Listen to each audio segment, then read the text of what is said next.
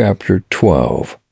Thinking health and prosperity into your cells. Every cell in us thinks. Thomas A. Edison. Each cell in the body is a conscious, intelligent being. Professor Nels Quevely. Think and say regarding yourself and your future only that which you wish to come true, as every cell in your body is constantly being made new. Why not put new thoughts, new life into your cells and not drag along with you all the old skeletons of the past? The cell minds all through your body know whether you are a master or not. They know whether you go through the world as conqueror or conquered, as a master or a slave, and they act accordingly. They fling back into your life the reflection of your thoughts, your motives, your convictions. Your condition will correspond with the mental attitude they reflect, thinking wholeness, completeness, perfection into the cells will encourage and stimulate them. The functioning of all the cells of the body, of the various organs, is lowered when we are thinking black, discouraging thoughts, and all of our mental faculties correspond with our physical condition. WHEN physicians told Jane Addams, a young girl just graduated from college, that she could not live more than 6 months. She said, "All right, I will take that 6 months to get as near as I can to the one thing I want to do for humanity." What happened? The firm expression of her determination to do the thing that lay nearest to her heart registered itself so indelibly on the cells in every remotest part of her body, from her brain center to the tips of her fingers and downward to the points of her toes, that they began immediately to build for health. 8 years after the medical authority of that time had given her 6 months to live, she started Hull House, the world-famous Chicago settlement. Today she is an international figure, a leader in different phases of the great modern movement for world betterment. If instead of giving them her positive, ringing message for life and work, Jane Addams had impressed upon the cells of her body the negative pronouncement of her physicians, and told them that she was going to die in 6 months, what would have happened? She would have died, for the cells would have accepted one suggestion as readily as the other. Instead of setting to work to repair and build up the body, they would have quit work. The various organs and tissues would have disintegrated, and the world would never have heard of Jane Addams or her great work. When we get a thorough understanding of the power that Miss Addams unconsciously used when she cast the thought of death out of her mind and replaced it with the life thought, we can build into the very structure of our bodies whatever we wish them to express. If we are dissatisfied with the bodies we now have, we can literally build new ones. For every one of the billions of tiny cells that compose the human body is a living, thinking, working entity which, like the sensitive plate of a camera, records in its structure the image of every emotion, thought, impression, or passion that passes through our consciousness. The author of that marvelously interesting book, Cell Intelligence, says, "The cell is a conscious, intelligent being, and by reason thereof plans and builds all plants and animals in the same manner as man constructs houses, railroads, and other structures. That is, every cell does its part in building the body, setting the life along the lines we suggest, just as the mason, the bricklayer, the carpenter, and other workers construct a house in accordance with the lines of the architect's plan. Not only that, but scientists now believe that the cells which constitute the various organs of the body, the brain, the heart, the liver, the kidneys, the lungs, etc., have what is called organ intelligence, and that these cells are susceptible to mental suggestion for the health or disease of their particular organ. In other words, the little community of cells that form the heart think and work for the heart, the brain community work for the brain, the stomach community for the stomach, and so on, and all together make a huge army of little body workers responding instantly to whatever thought we impress on them.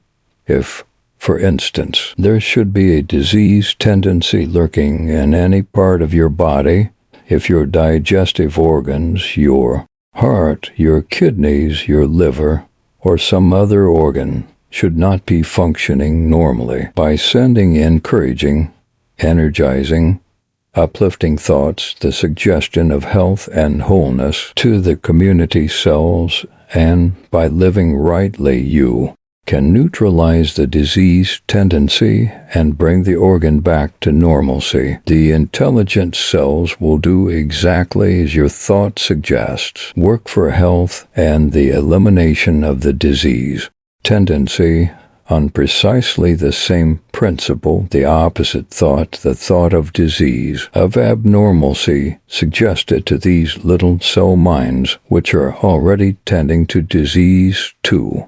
Abnormalcy will aggravate the trouble and hasten the development of the lurking disease in the system. I have heard a man curse his stomach and his digestive organs for not digesting his food properly.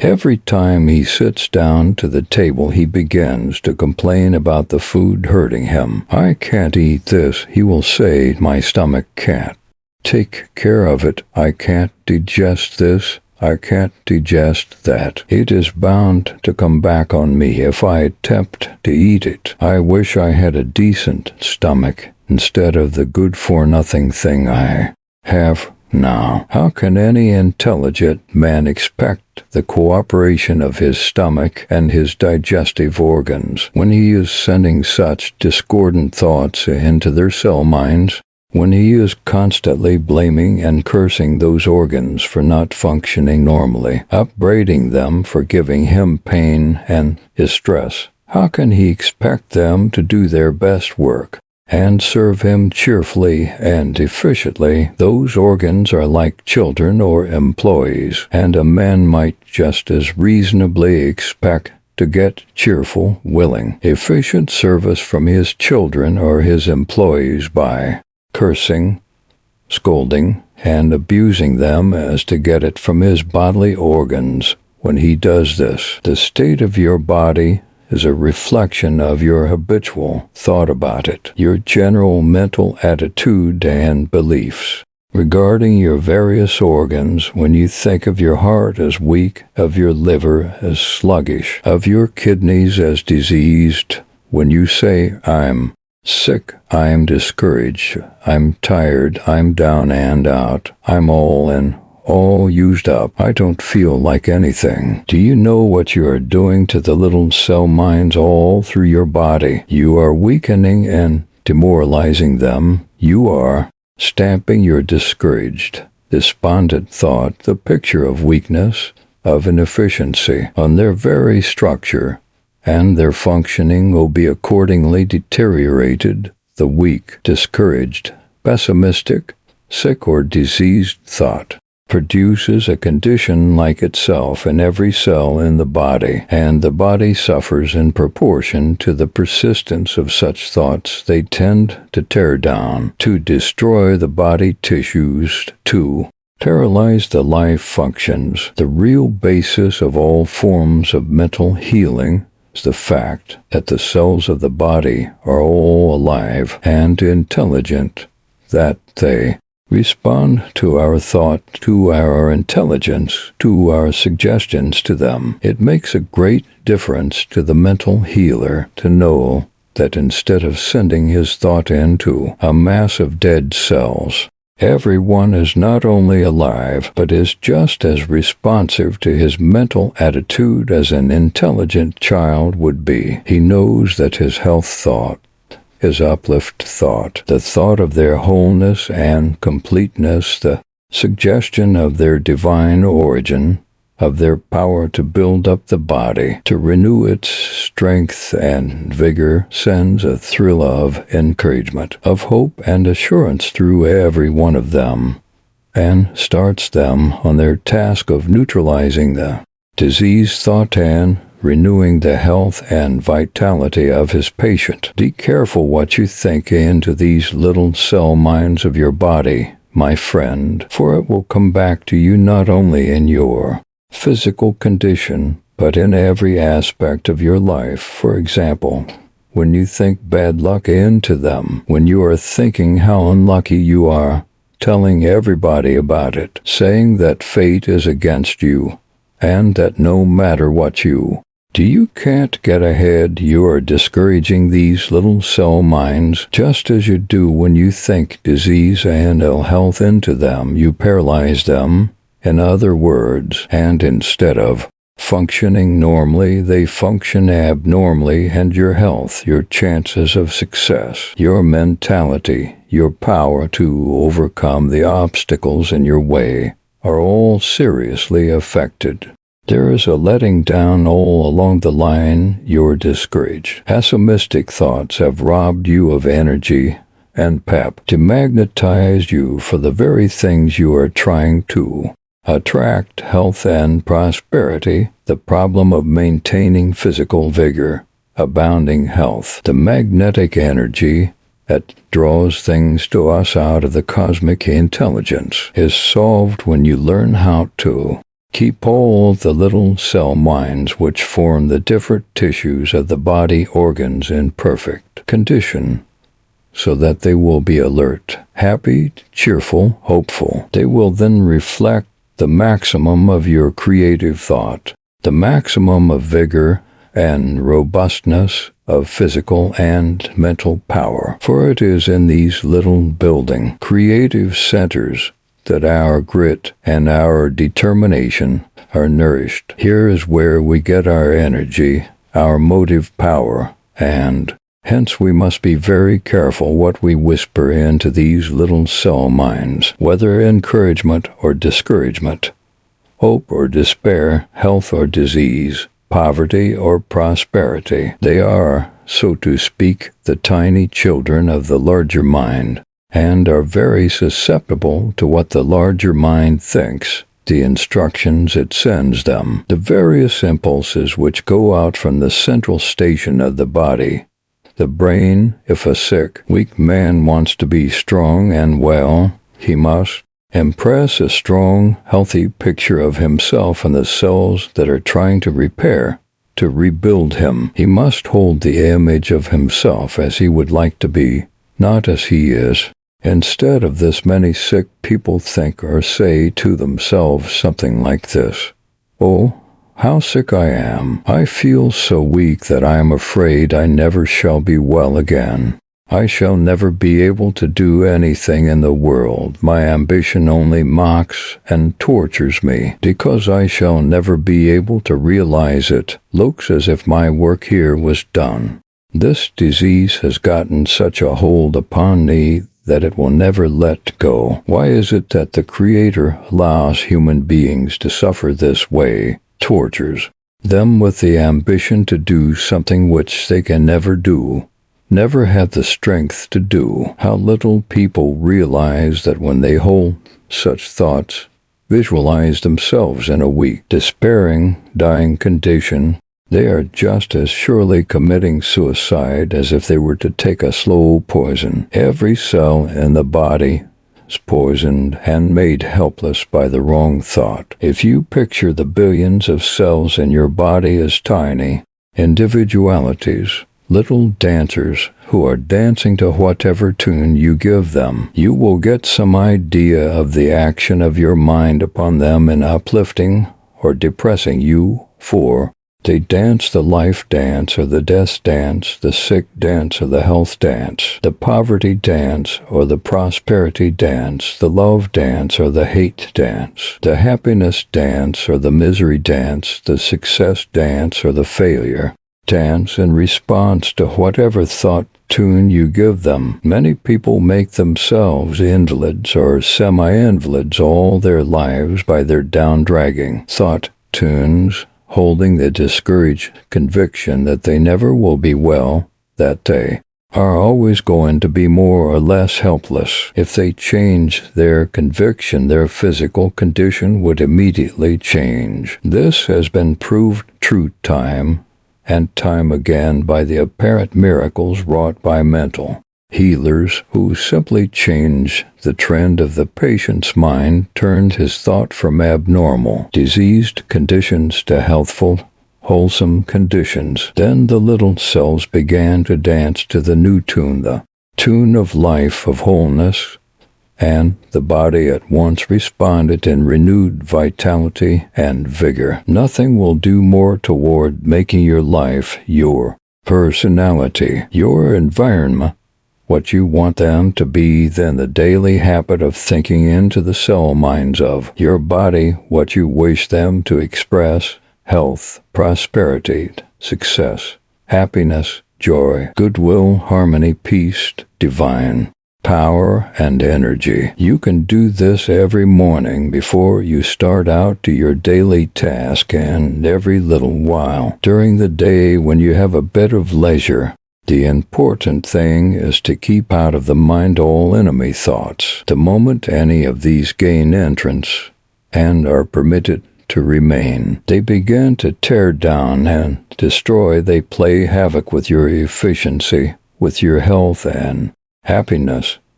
If anything occurs during the day to disturb your poise or your self-control, if you feel angry impulses rising within you, recollect yourself as quickly as possible and get control again. For nothing is more hurtful to the whole man or woman than mental inharmony of any nature. You can speak peace into the billions of turbulent cells, just as Christ spoke peace to the turbulent waters of the sea. When you give them the harmony keynote, they will respond.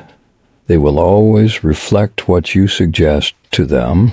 When the mastermind speaks, they obey. Change your inharmonious thought, and you change the condition of the billions of little cell entities in your body.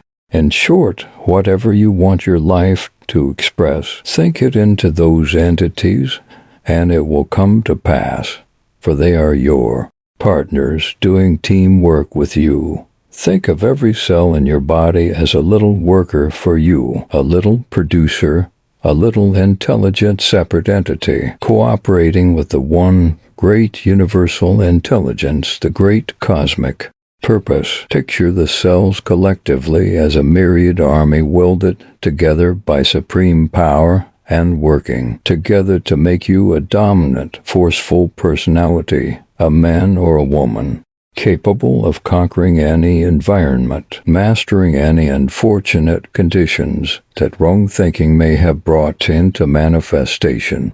Never allow yourself to think weakness, poverty, or poverty-stricken conditions into them, or want or limitation of any kind. You are God's child. Think accordingly. Think in keeping with your immortal inheritance. Think big, because you are big. Think generously, because you are made to express generosity. You are not made for a tiny economy, but for largeness of living. You were made for the life abundant, not for the pinched, stunted, starved life. The possibilities of the life which keys the cell minds to the right thought is beyond all calculation. Every thought of power, every thought of health, every thought of love, every truth thought, every beauty thought, every thought of perfection, of wholeness, of vigor of mind and body, every thought of God will attune your mind and body to the power and perfection of the creative plan of divine mind, thinking health, thinking happiness, thinking truth, thinking power and perfection, prosperity, success, into the little cell minds of the body will, in the future, be a very important part of every child's training. Their lives from the start will be keyed right, the little cell. Workers will get the right command, the right mental picture, and they will build for health, prosperity, and success. not for weakness, poverty, and failure. Right thinking, making the cells work in the right way of construction instead of destruction, will banish from the earth two of the greatest handicaps of the race, disease and poverty. What am I? I am the vital principle of life, the greatest of all success and happiness assets. I am that which gives the plus quality to human beings. I put pep, ginger, vim into human effort. I am the source of physical and mental power. I give the body vigor and buoyancy, the brain vital energy and originality. I am your best friend, the friend of the high and lowly, the rich and the poor alike. But be he king or beggar, who violates my laws must pay the penalty. I am often sought in vain by the man who rides in his limousine, but I am generally found in the company of the man who walks to his work and takes plenty of exercise. I am the great multiplier of ability, the buttress of initiative, of courage, of self-confidence, the backbone of enthusiasm, without which nothing worthwhile was ever accomplished. I am the greatest constructive power in the life of man. Without me his faith weakens, his ambition sags, his ardor oozes out, his courage faints, his self-confidence departs, his accomplishment is nil. Without me wealth is a mockery, a palatial home of bitter disappointment. Next to life itself, I am the greatest gift God has given to man. The millionaire who has lost me in piling up his fortune would give all his millions to get me back again. I am that which gives buoyancy to life, which makes you magnetic, joyous, forceful, which brings out your resourcefulness and inventiveness, that which raises efficiency to its maximum and enables you to make the most of your ability. I increase every one of your 40 or 50 mental faculties 100-fold. I am the leader of them all. When I am present, they are up at their best. When I am absent, they are down at their worst. I am the friend of progress, the stimulator of ambition, the encourager of effort, the great essential to efficiency, to success, the promoter of long life and happiness. I am a joy bringer. Where I go, good cheer goes. Where I am not, depression, discouragement, the blues are present. My absence means declining powers, often thwarted ambition, blighted hopes, mediocrity, failure, a shortened life. The wise man guards me as the apple of his eye. The fool often abuses and loses me through ignorance, indifference, or neglect. I am good health. Chapter 13. How to make yourself lucky. Believe with all your heart that you can and will do what you were made to do. The lucky man never waits for something to turn up. Luck is the ability to recognize an opportunity and take advantage of it. Make yourself lucky. Choose the vocation nature fitted you for and then fling your life into it. Be all there. Self-confidence and industry are the friends of good luck. Good luck follows good sense, good judgment, good health, a gritty determination, a lofty ambition, and downright hard work. It follows the man who cultivates tact, courtesy, courage, self-confidence, willpower, optimism, health, and goodwill to all men. A New York broker not long ago committed suicide because he thought luck, which had been a dominant factor in his life creed, had forsaken him. He had such faith in the fetish luck that, when he met with a series of Wall Street losses, he believed there was no further use in struggling against his destiny. Luck had turned its back on him, he declared, and he had nothing more to live for. His dying words to his wife were, "Good luck to you, many a man, though he may not go so far as this Wall Street broker did, limits himself by a superstitious belief in good or ill luck. He is convinced that there is some fate or destiny, something beyond his control, which determines the extent of his achievement, and that if this mysterious power fights against him, he will fail. If it helps him, he will succeed. Nothing is so fatal to achievement as the belief in a blind destiny, in the fallacy that an effect can be brought about without a sufficient cause. Yet how many able-bodied people are waiting around for luck to solve their problems, waiting to get a lift from that mysterious, indefinable something which helps one man on and keeps another back, regardless of his own efforts. One might as well wait for luck to solve mathematical problems as to wait for it to solve any of his own life problems.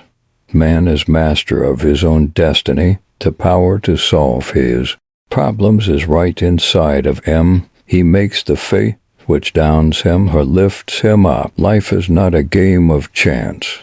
The Creator did not put us here to be the sport of circumstances, puppets to be tossed about by a cruel fate, which we could not control. He has given man a free will, an unfettered mind, and man makes his fate according to his mind. The weak, low-spirit fortune makes her slave, but she's a drudge when beckoned by the brave.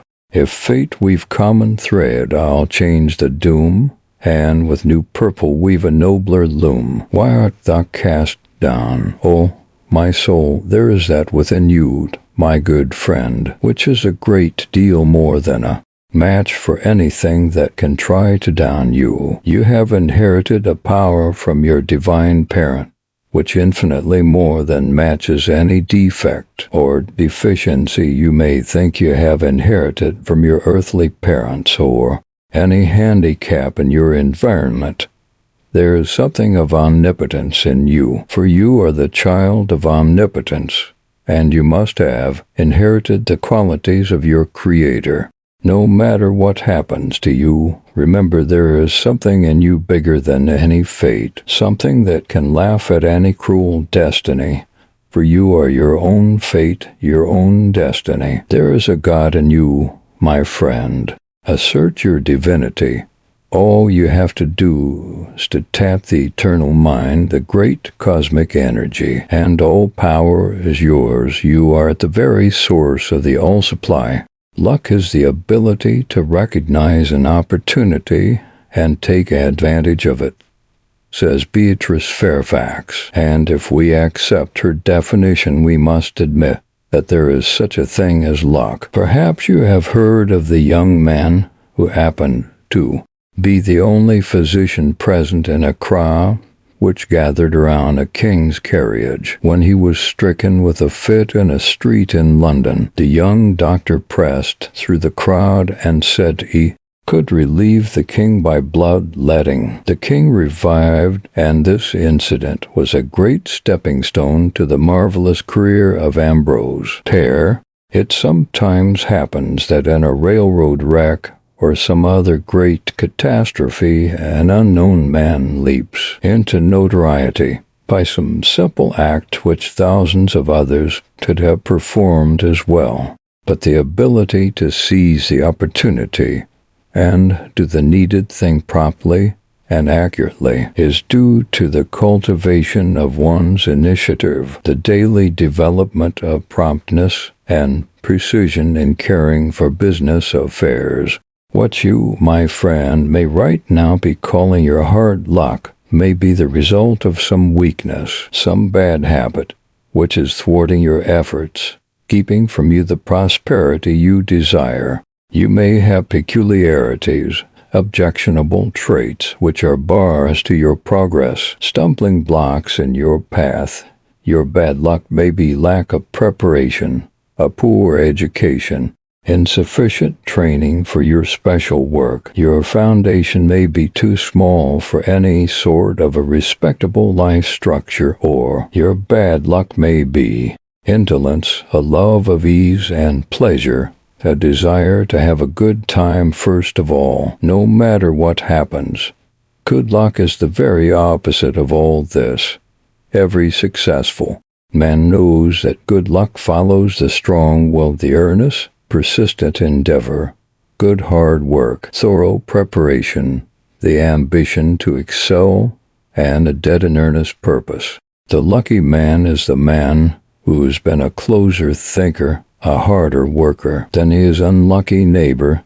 He is more practical. His life has been ruled by system and order. Luck is like opportunity. It comes to those who work for it and are ready for it. Make the best possible use of your time. This will make you lucky. If you are handicapped by the lack of an education, you can get a fair equivalent of a college education, no matter how busy your life may be. Read and study during your spare moments. A multitude of men and women educating themselves in this way every day, and are climbing up in the world in spite of 1,000 obstacles and handicaps which you have never known. If we should examine the careers of most men who are called lucky, we should find that their success has its roots way back in their early youth, and that it has drawn its nourishment from many a battle in the struggle for supremacy over poverty and opposition. We should find that the lucky man is not a believer in luck, but in himself, that he has never waited for things to turn up or for luck to come his way. He has gone to work and turned things up, made luck come his way. My experience has been that the men who are made of winning material do not talk of hard luck or cruel fate. They do not talk of being kept back by others. If a man has yeast in him, he will rise. Nothing can keep him back. Clear grit will attract more good luck than almost any other one thing I know of. It is usually the lazy, the indolent, the pleasure-loving good-for-nothings, the weaklings who are the firmest believers in luck. The mere fact that a man is always talking about his hard luck, blaming his non-success, his defeats on someone else or on unfortunate circumstances, is an admission that he is a weak man.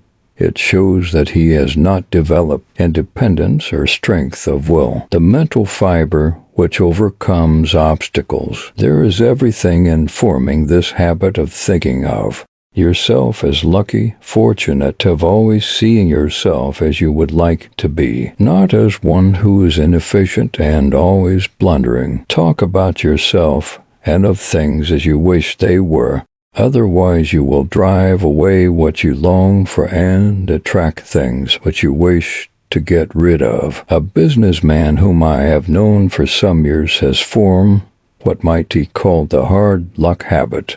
If he invests in anything, he will say, "Of course, I'm sure to lose. It is just my luck. When I buy, the market always begins to fall. The good things fly away when I purchase." He always thinks he is going to get the worst of it in whatever he undertakes. If he starts something new in his business, he immediately begins to talk gloomily about it. It won't go. I have a feeling that it won't win out. He declares he is always talking hard luck, predicting that things are going to the bad, and that it will have to be worse before it is better. This man hasn't nearly as much money as he had several years ago, and his losses have come largely from his sour mental outlook, his lack of confidence in his judgment, his perpetual anticipation of loss and evil, and his belief in an unkind fate. There are multitudes of hard-working people who are continually driving away from them the very thing they are trying to get, because they do not hold the right attitude of mind. They lack the enthusiastic man's optimism, his faith and self-confidence, all friends of good luck. If you persist in looking and acting like a failure, or very mediocre or doubtful success, if you keep telling everybody how unlucky you are, and that you do not believe you will win out, because success is only for a favored few, those who have a pull, someone to boost them. You will be as much of a success as the actor who attempts to impersonate a certain character while looking, thinking, and acting exactly like the opposite. Our thoughts and words are real forces which build or tear down. Who sees only failure is never a winner. It is the man who never sees anything but victory, who never acknowledges the possibility of defeat, that wins out. The man who tries to excuse his failure on the ground that he was doomed from the start by the bad cards fate dealt him, that he had to play the game with them, and that no amount of effort on his part could have materially altered the results, deceives himself. I know a man who, whenever he misses a train, says, "I knew I wouldn't catch it. It was just my luck to miss it. I must have been born late." If he makes a blunder or an unfortunate mistake, he will say, "I am unlucky about everything. I might have known it would turn out bad. If I bought gold dollars today, they wouldn't be worth more than 50 cents tomorrow." Now, my friend, talking disparagingly about yourself, depreciating yourself, is self-deterioration. The constant suggestion of your inferiority, of your defects or weaknesses, will interfere with your success in anything. You can't be lucky. You can't be successful if you are all the time talking against yourself, for this will undermine your confidence in yourself and in your efficiency. Hold a good opinion of yourself. Think highly of yourself. Learn to appreciate your ability and to respect yourself, not egotistically or from a selfish standpoint, but because you appreciate your marvelous inheritance of divine qualities. Remember that every time you talk depreciatingly of yourself, no matter if you do not really believe it, if you do it for effect, that is, telling others of your hard luck, admitting that you cannot get along as do other people, that you cannot make money and save it, that you don't seem to have any money sense, you are lowering your estimate of yourself, your ideal of yourself, and this is the pattern for your life building.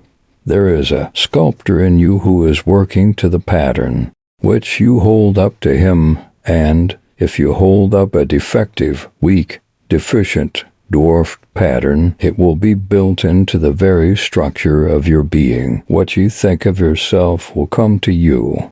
What you believe regarding yourself, your ability, your future, will tend to come to you. What you expect of yourself is this very instant being wrought into the texture of your being. Always think of yourself as lucky.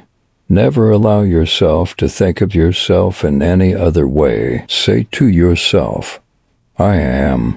Good luck. I must be lucky because I am a part of the divinity which can never fail. I partake of omnipotence because I am a child of omnipotence, a partner of the Almighty.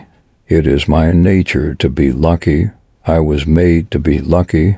I was born to win. I am the child of the King of Kings. A princely inheritance is coming to me, and I must conduct myself with that respect for myself and for my ability which becomes a prince of the Most High. Constantly meditate on what a marvelous thing it is to have such an inheritance, to be conscious that you really are a God in the making, that there is a divinity within you which can never be lost, an omnipotence which can triumph over any handicap, from whatever source it may stem. Learn to reinforce yourself, to refresh and reinvigorate yourself by tapping the great cosmic intelligence through the subconscious mind, by going much into the silence and communing with the all-good. You should no more harbor a fear thought, a worry thought, a jealousy, envy, or hatred thought, a selfish thought, than you would listen to the temptation to steal. These things rob you of your peace of mind, your power, force and vitality, your poise as well as your comfort. You would not allow a thief to ramble through your home to steal. Why should you allow your enemy thoughts to roam through your mind without a protest? A dwarfed ideal means a dwarfed mind, a dwarfed future, a dwarfed career. Your conviction of yourself, your belief regarding yourself, your future, your ability will all reappear in your career. Someone says, dare to fling out into the great cosmic mind greater assurance about yourself. Dare to have greater confidence. Dare to believe in yourself and your mission. Have a grander ideal, a nobler aspiration. A man must have faith in the thing he is trying to do or trying to get. His hope, his confidence, his expectation are powerful factors in the gaining of his ambition. They are searchlights on the horizon, descrying opportunity from afar. Nothing can defeat you or rob you of success but yourself. No conditions, however inhospitable, can swamp you or thwart your life aim if you have a life aim. Your own weakness only can do that. Your lack of determination, your lack of energy, your lack of backbone, your lack of confidence in yourself. Nothing in the world can make you a non-entity. No miscances, no conditions, no environment. Nothing but yourself can do that. You can be a nobody if you will, or a somebody if you will. It is right up to you. You can make a success of your life. You can send your influence down the ages, or you can go to your grave a useless nobody without ever having made a ripple in the current of the life of your day. Your luck, good or bad, is in yourself. Thinking of your misfortune or hard luck and not being as well placed or as well conditioned as others is fatal to success and happiness, because we must go in the direction in which we face, and we face the way we think, the way we talk, the way we act. We are like weather vanes, and we turn this way and that way according as we think. Our thoughts, our emotions, our feelings are like the wind which turns the weather vane. I know of no one thing that will have a greater influence upon your life than the forming of the habit of thinking of yourself as lucky, regarding yourself as extremely fortunate in your birth, in your location, and your adaptation to your particular line of work, as fortunate in your ambition and in your chance in life to make good. We are just beginning to learn that we are made, fashioned, and molded by our thoughts, which are forces as real as is the force of electricity. Our thought is constantly shaping us to correspond with it. We are our own architects, our own sculptors. We are always reshaping, remolding ourselves to fit our thoughts and our emotions, our motives,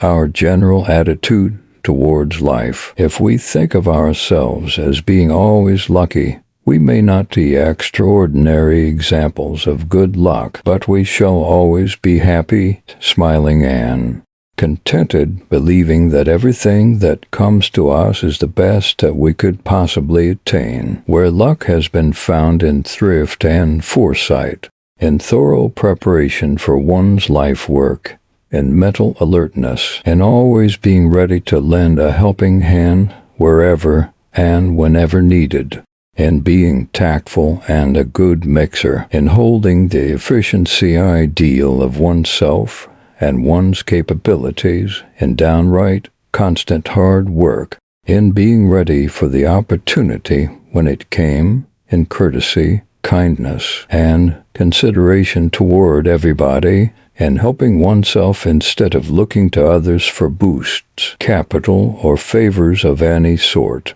and doing one's work a little better than others did theirs, and not being satisfied with anything but one's best, never accepting one's second best or a botched job, and always carrying some reading matter in one's pocket.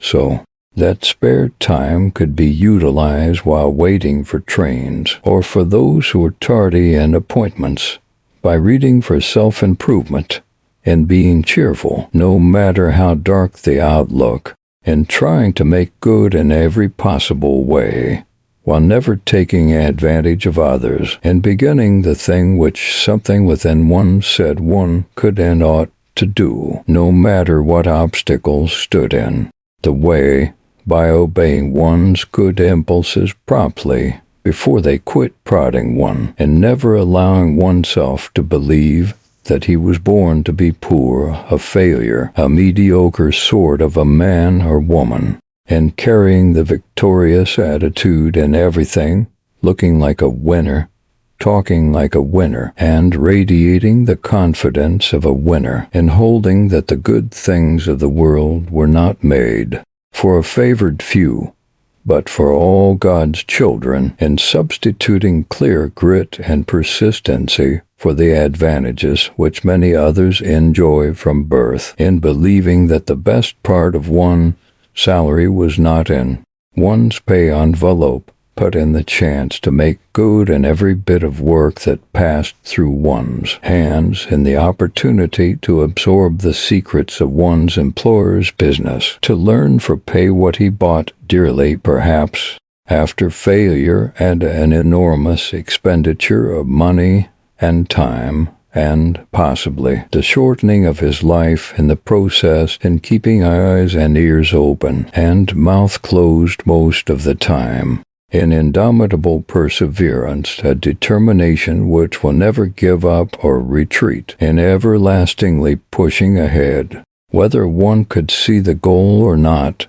in the right attitude towards life, towards one's work, towards everything and everybody, in choosing one's company, associating only with people who were doing their best to get on and get up in the world, in the consciousness of one's partnership with the all-good, the all-supply, with the infinite mind, and learning, through mental chemistry, to neutralize the things which kill one's best efforts: fear, worry, anxiety, jealousy, envy, malice, touchiness, anger, and thus to keep one's mind free for the larger things. Chapter 14.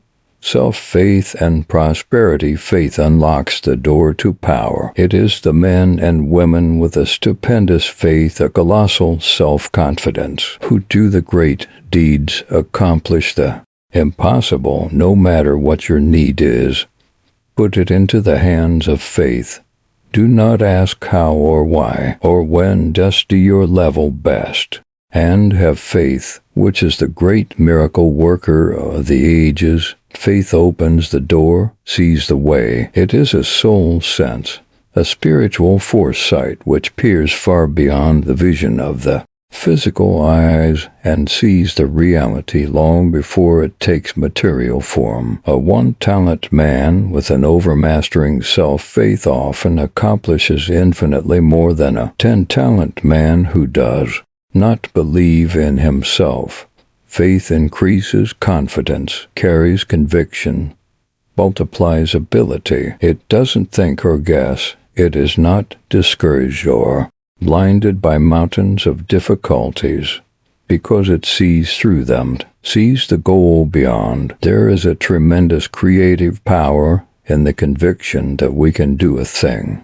You may succeed when others do not believe in you, when everybody else denounces you even, but never when you do not believe in yourself. A colossal faith in himself, a sublime self-confidence that never wavered in any situation, was the great secret of Theodore Roosevelt's many-sided success, for he believed in Roosevelt as Napoleon believed in Napoleon. There was nothing timid or half-hearted about him. He went at everything he undertook with that gigantic assurance, that tremendous confidence, that wholehearted belief in his power to do the thing that half wins the battle before it.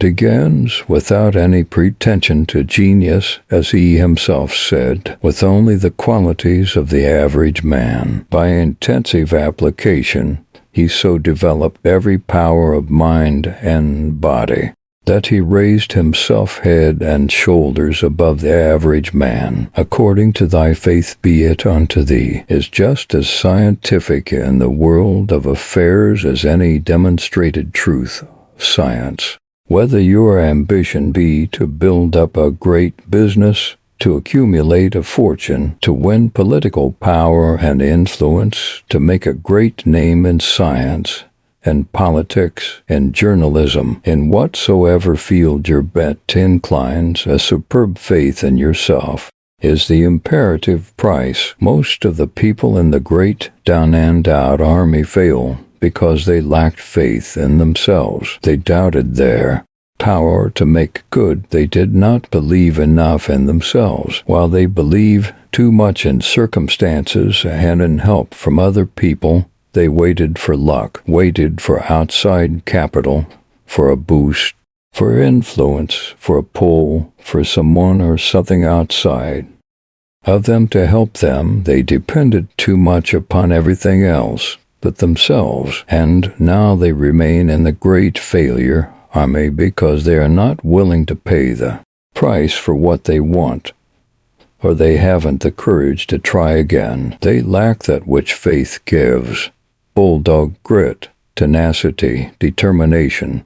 Self-confidence has ever been the best substitute for friends, pedigree, influence, and money. It is the best capital in the world. It has mastered more obstacles, overcome more difficulties, and carried through more enterprises than any other human quality. It has made more American millionaires than any other human force or quality. It was the ambition to succeed, backed by the I can and I will spirit of self-confidence, that enabled the poor boy, after repeated and disheartening failures, to give New York City his most beautiful business structure, the Woolworth Building. Foreign architects have pronounced this one of the most beautiful in the world. A dream in stone. The man who brought it into being was Frank W.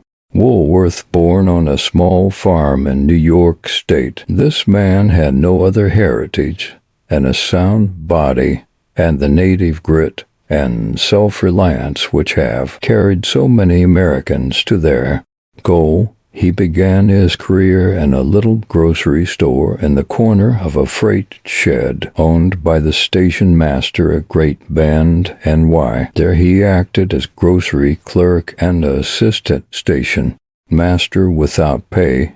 His first salary in a larger store was $3.50 a week. In spite of persistent hard work for years, disappointment and failures were the only visible results of his efforts. But in spite of hard luck and desperate poverty, he hung on until fortune smiled, and then he began to establish the Woolworth 5 and 10-cent stores, with the result that, before his death a few years ago, he had over 1,000 stores with a capital of $65 million, giving employment to many thousands of people. He had also erected the Great Woolworth Building, and, overtopping all, he had built a manly, lovable character. He left an example of honest success, wrung from the hardest conditions, that will be an inspiration to every youth who has an ambition to lift himself from poverty to power, while at the same time rendering great service to the world. Henry Ford is another American who started in life with nothing but brain power and a belief in Henry's ability to do the thing he wanted to do after many ups and downs, working first as a youth on the home farm near Detroit, later as a machinist, and as chief engineer of the Edison Illuminating Company, always plugging away in his spare time, developing the invention on which he began to work as a small boy. His farm tractor, He had passed the age of 40 before he made acquaintance with success. Indeed, at 40 he was supposed by those who could not gauge his character, his indomitable will, his faith in himself, and his power to wring victory from defeat, to be a failure. But he was even then engaged in organizing the Ford Motor Company, and well started on the way to the phenomenal success that has made his name known all over the world now. At 58, Mr. Ford, many times a millionaire, is the head of an army of over 80,000 industrial workers, besides many others indirectly identified with his interests. He is owner of 35 manufacturing plants in the United States. The largest of these, which is at Highland Park, Detroit, employs 40,000 people in making Ford cars, while at the River Rouge plant,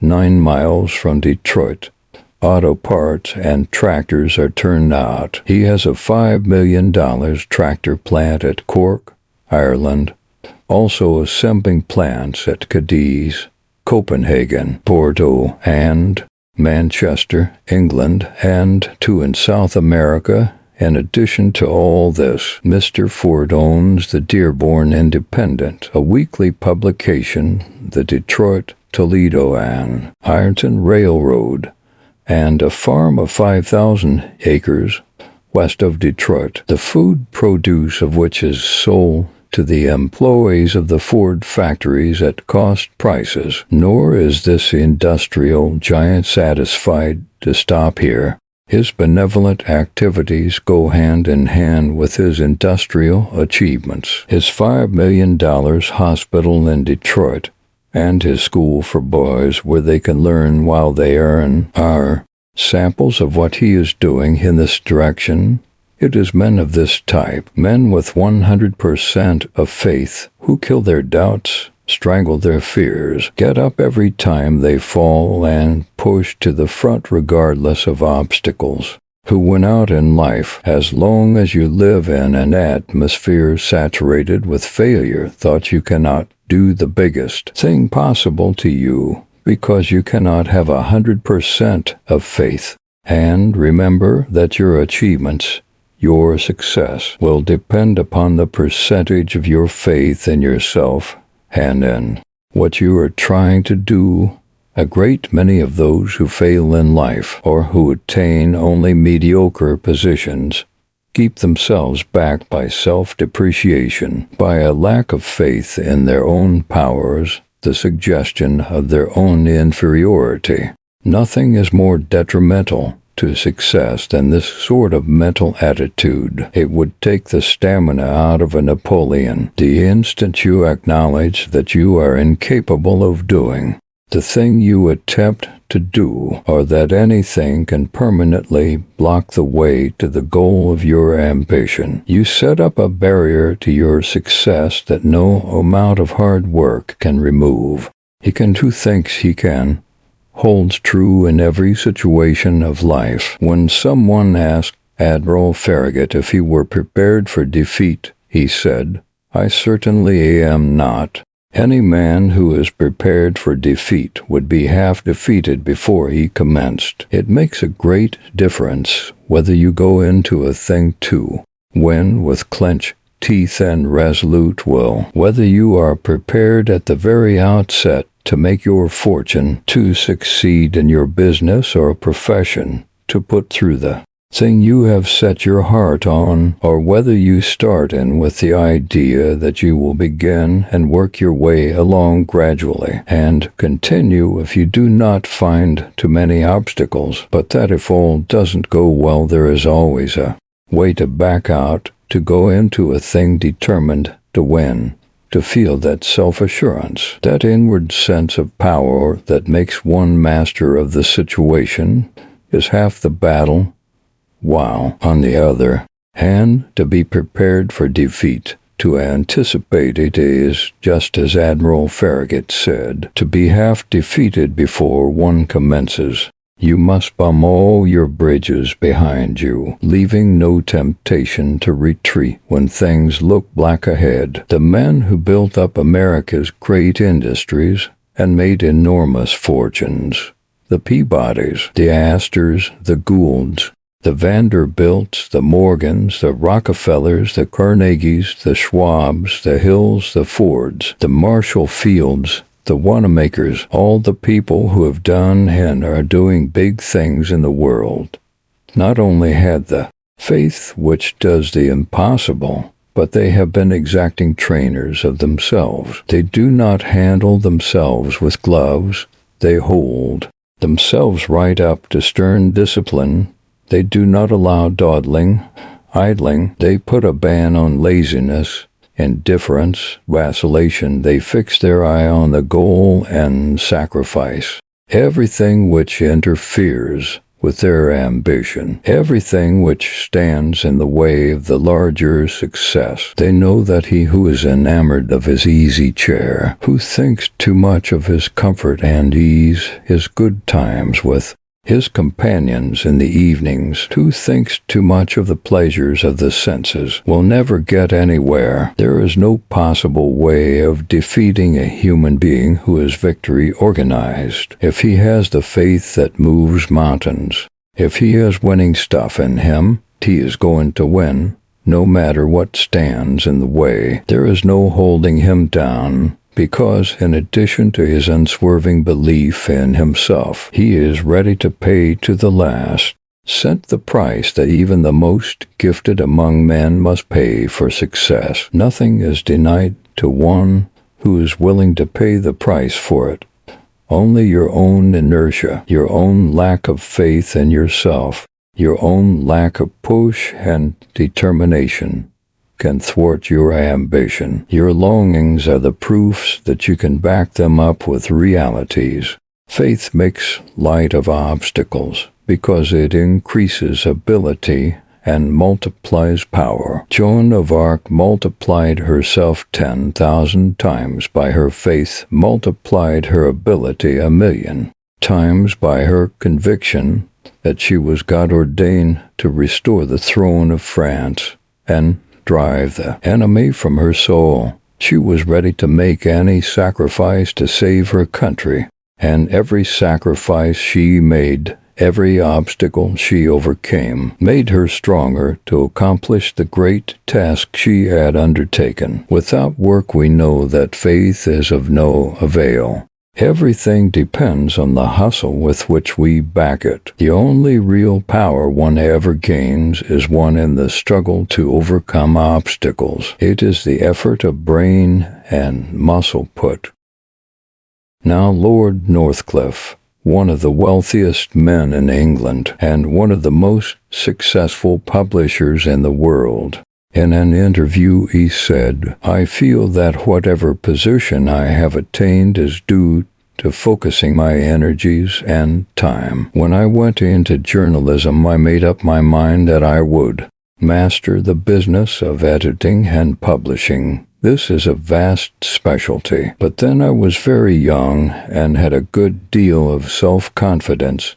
This self-confidence was one of his most marked characteristics even as a boy when only 15. While attending an English grammar school, he started a little school paper in which he said, I have it on.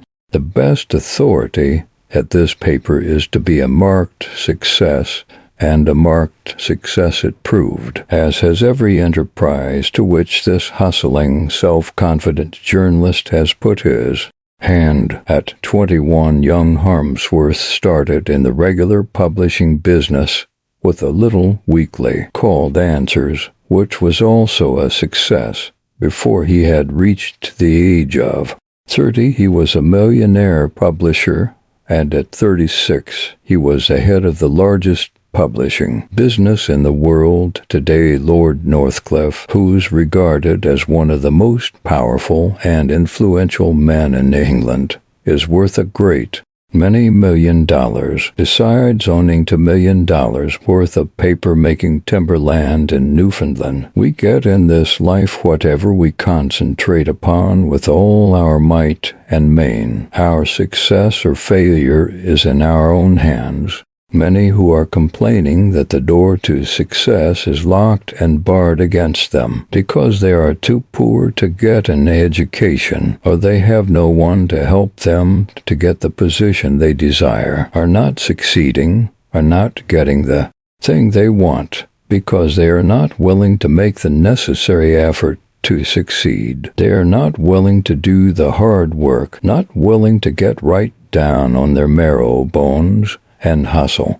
They may have faith in their ability, but they haven't the energy to put the ability to work and make it do things for them. They want someone else to do the pushing to make things happen for them. No man ever climbed to success on another's back. He must hustle, make things happen himself or fail. Joseph Pulitzer, a young boy who came to America from Germany, was so poor when he landed, he had to sleep on the benches in City Hall Park, New York, in front of the space now occupied by the World Building, which he built later. This poor youth had so much faith and so much energy that he made millions out of a paper which was pretty nearly a failure in the hands of the people from whom he bought it. No matter how humble your position, though you be but a section hand on a railroad, a street cleaner, a day laborer, or a messenger boy, if you have faith in yourself, in your vision, and back up your faith with downright hard work, nothing can keep you from realizing your vision. A fortune is accumulated by the same means that make a man a successful musician or politician or inventor. Faith and work have magic in them. It is faith that leads the way in all undertakings. It is the divine faculty which connects men with the great source of all supply, the source of all intelligence, the source of all power, of all possibilities. If you only have faith, 100% faith in yourself and your life work, and anything you undertake,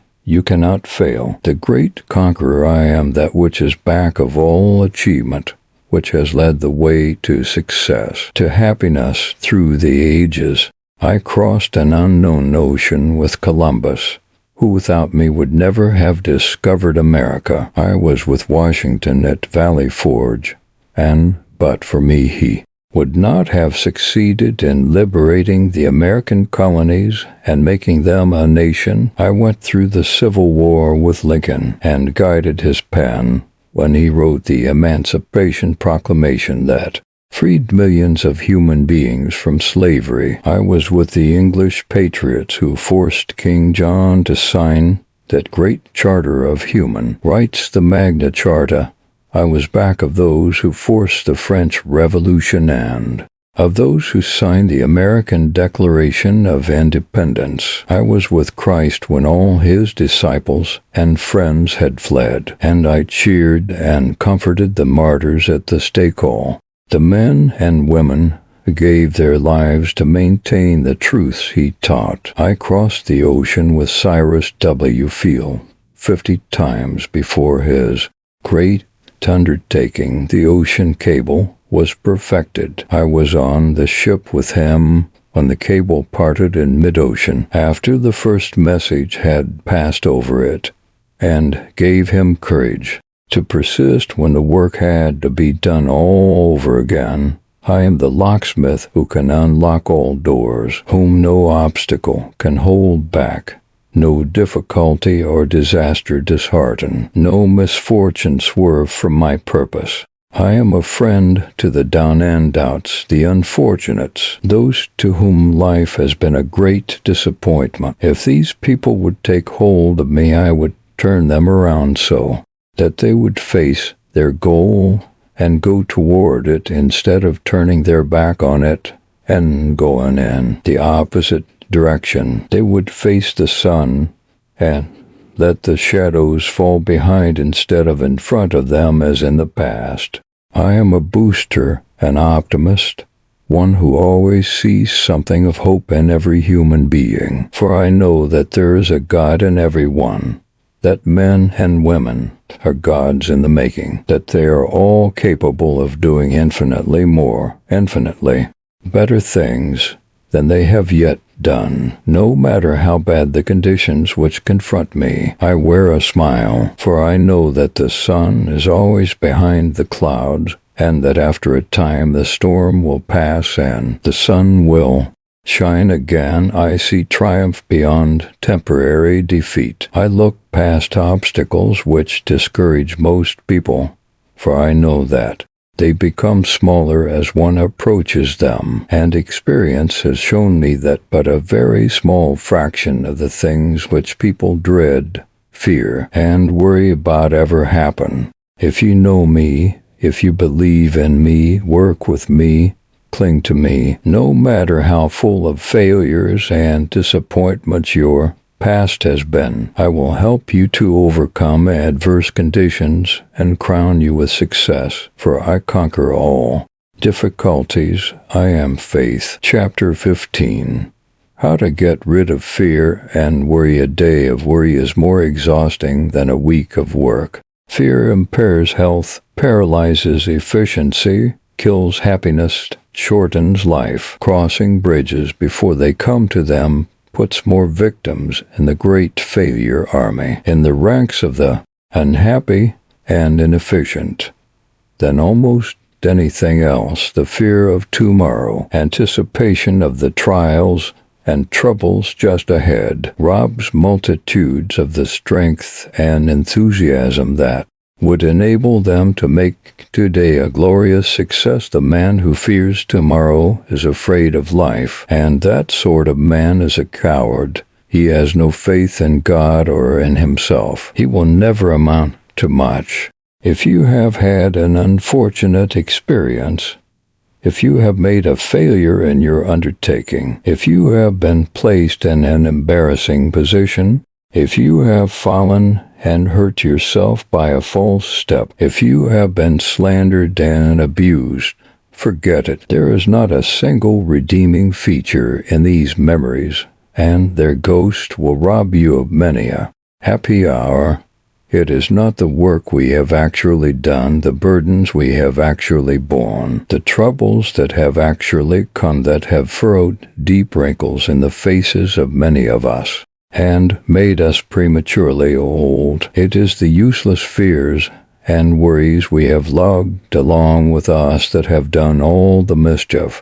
Drive William F. Warren, a former president of Boston University, in an address to the students said, "No command or entreaty occurs so many times in the Bible as this emphatic one.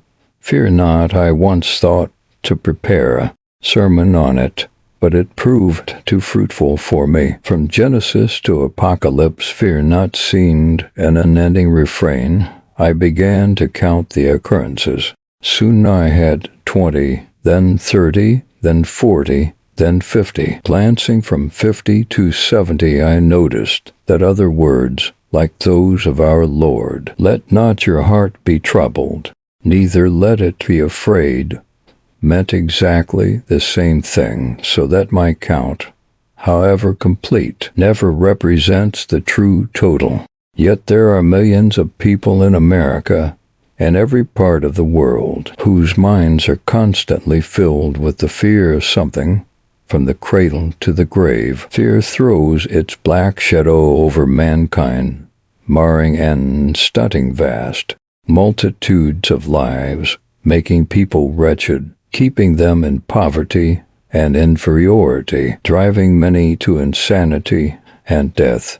Not long ago a girl in New York slipped on an icy pavement and fell to the street. At the moment an approaching truck passed so close to her that the wheels almost touched her. Terror-stricken at the thought of her danger, the girl imagined that the horses and the truck had actually passed over her. When picked from the street and taken to a nearby hospital, In an ambulance she was raving about the horses and the truck running over her, and finally became insane. This tragedy was purely the result of imagination, for there was not a scratch of any kind on the girl's body, not even her clothes having been touched. Like the fears and worries that make the lives of so many people wretched failures, the thing that drove away her reason had no reality. The thing she feared never happened,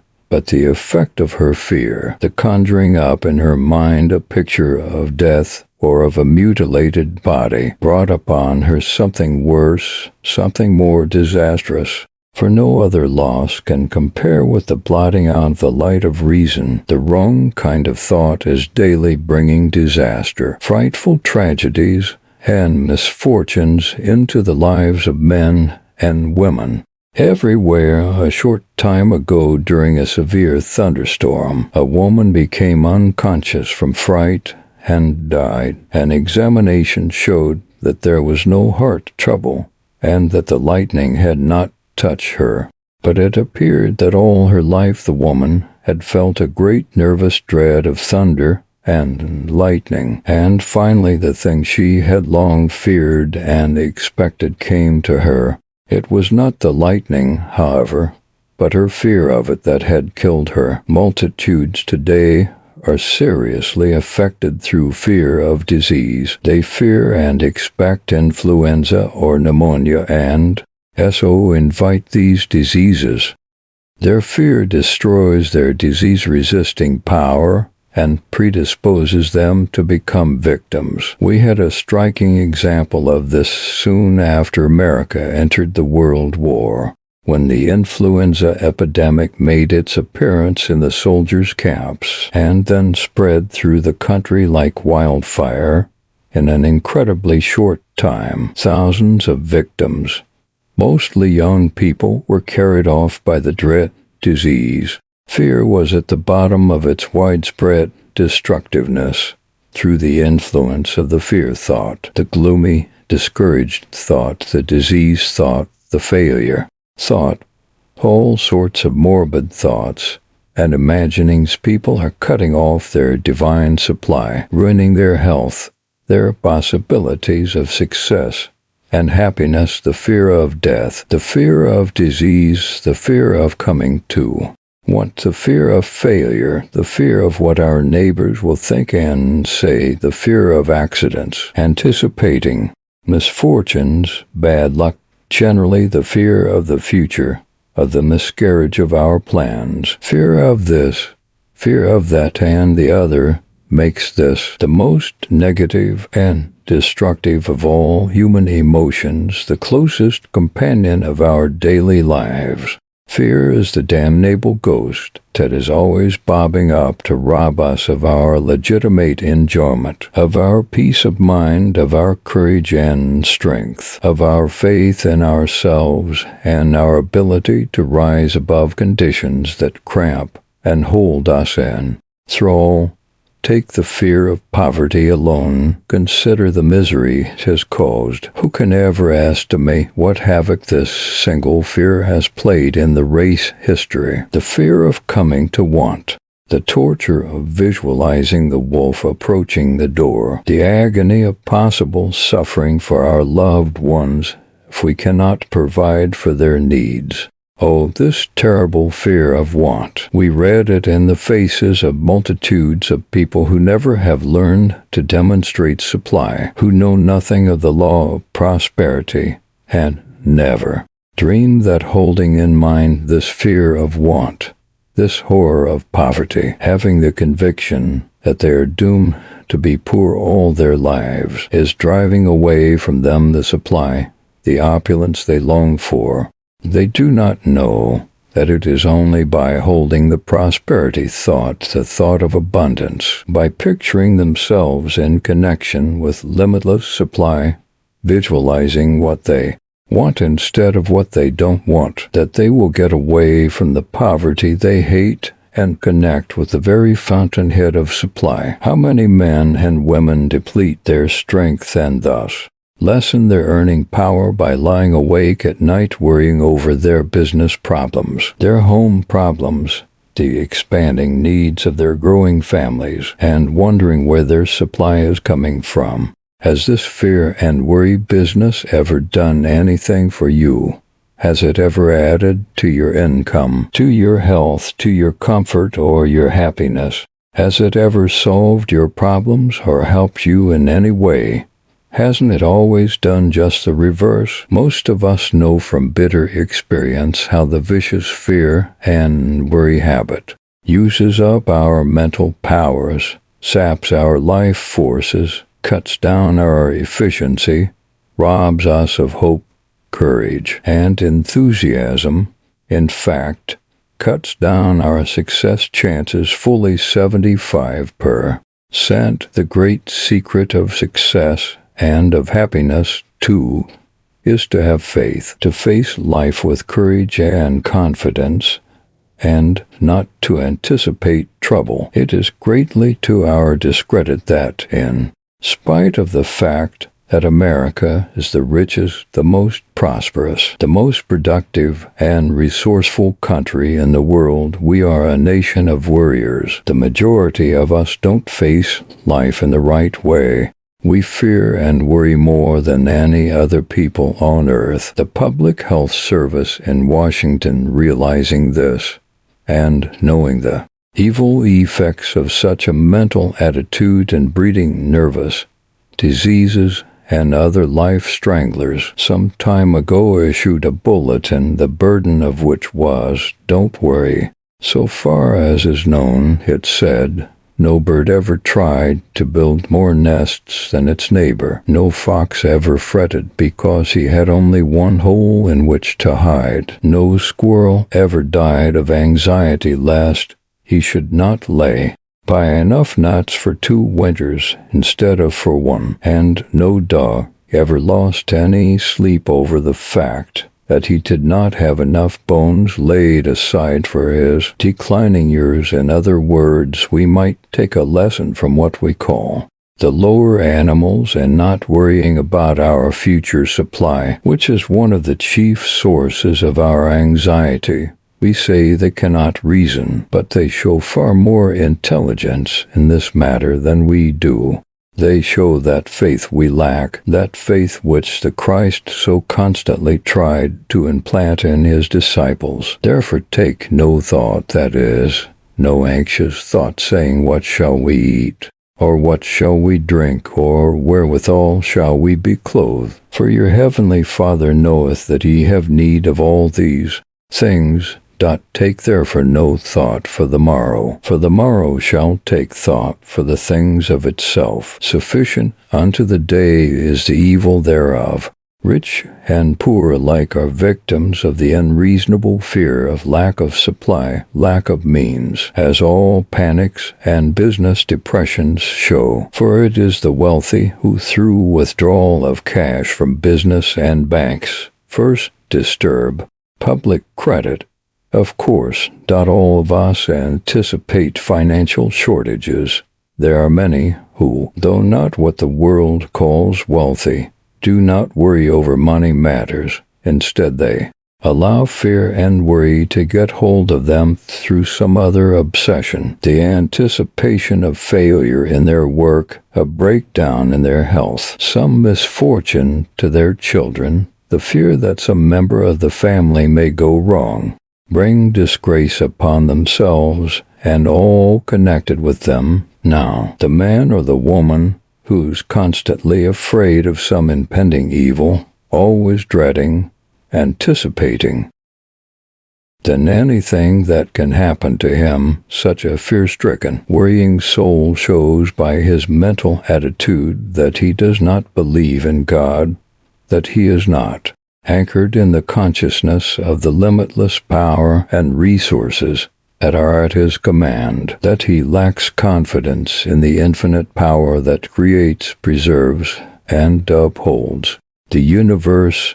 Don't be one of those craven souls. Don't allow yourself to be robbed of your birthright, success, and happiness. Even if you have the fear and worry habit, you can free yourself from it. Professor William James says that fear is conquerable, that it has at last become possible for large numbers of people to pass from the cradle to the grave without ever having a pang of genuine fear.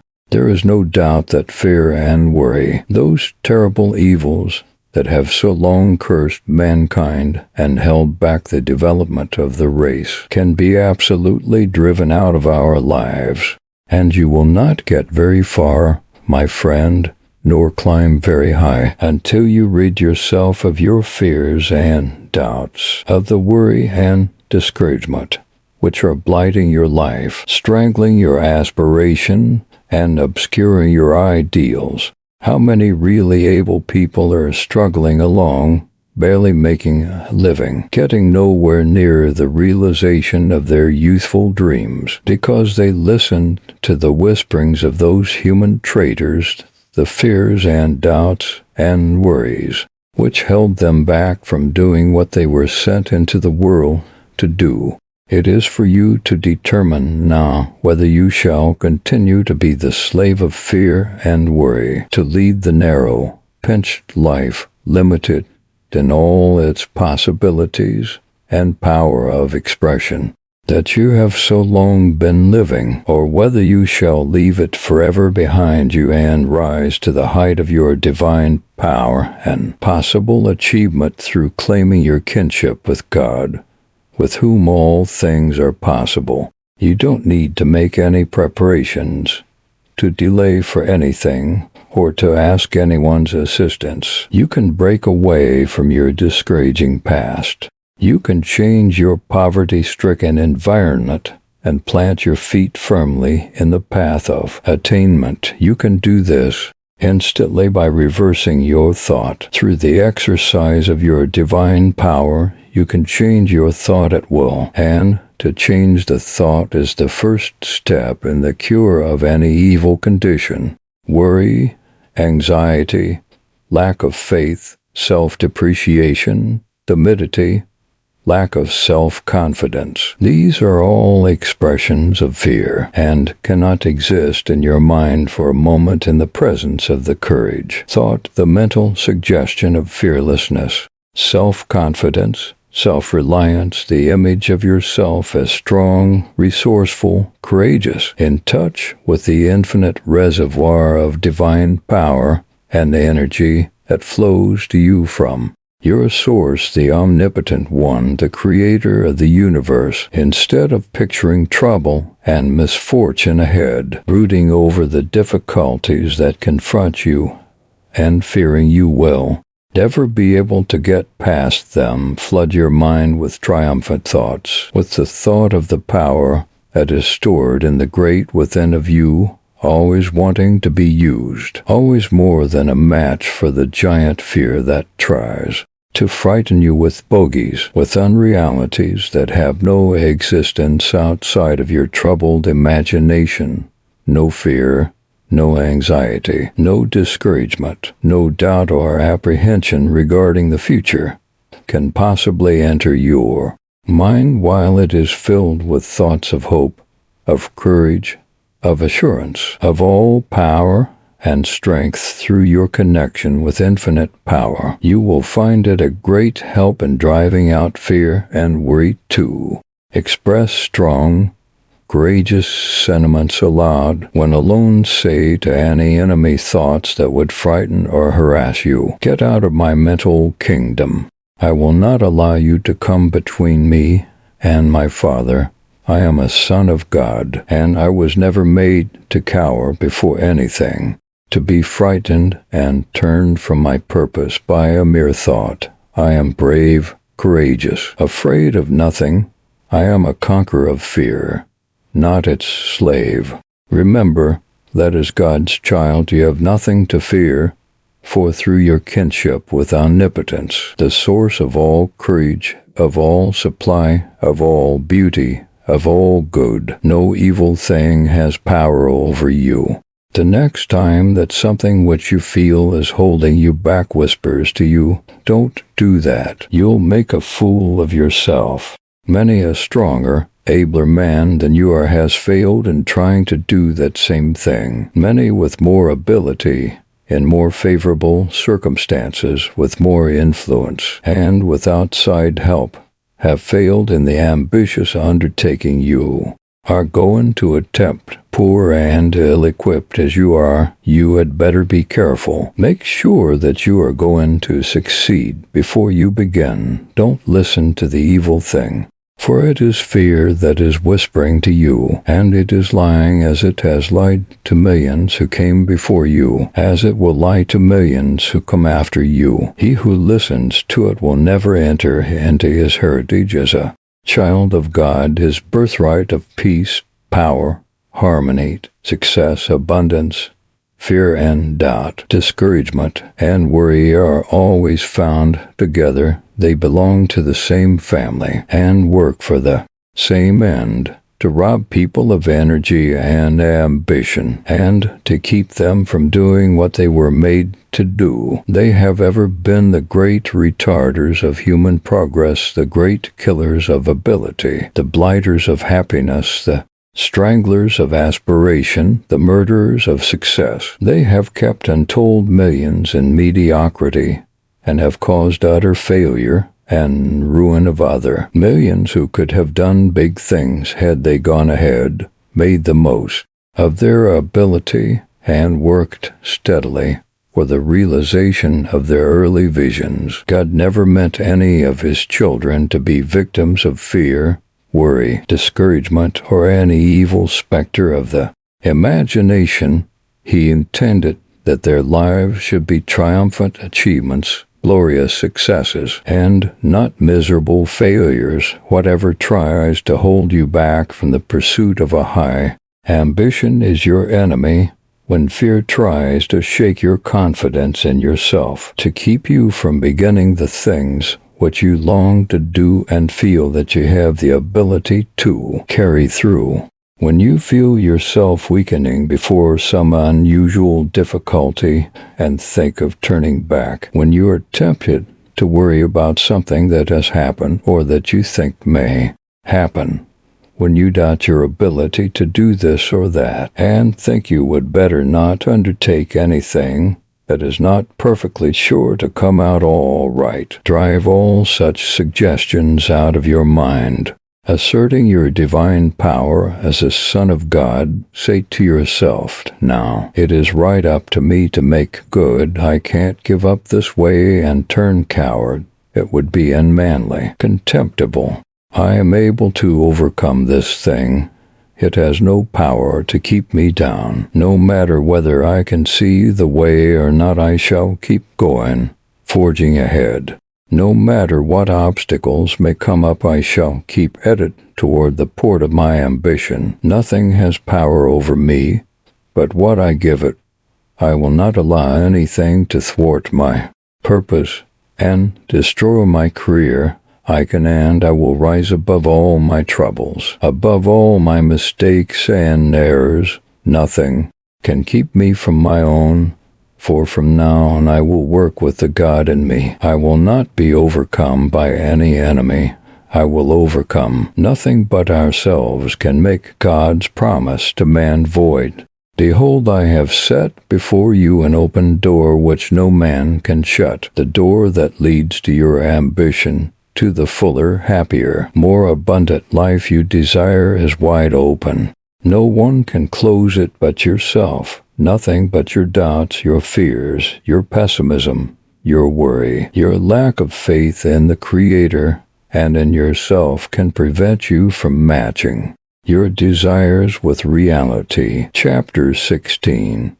Good cheer and prosperity smiles attract dollars, as they attract everything that is good and wholesome. The man who keeps his machinery well lubricated with love, goodwill, and good cheer can withstand the heart jolts and disappointments of life infinitely better than the man who always lurks on the dark side. No smiles, no business. Good cheer is one of man's greatest benefactors. It has helped him from giving up to despair even when starvation has stared him in the face and all mankind seemed against him.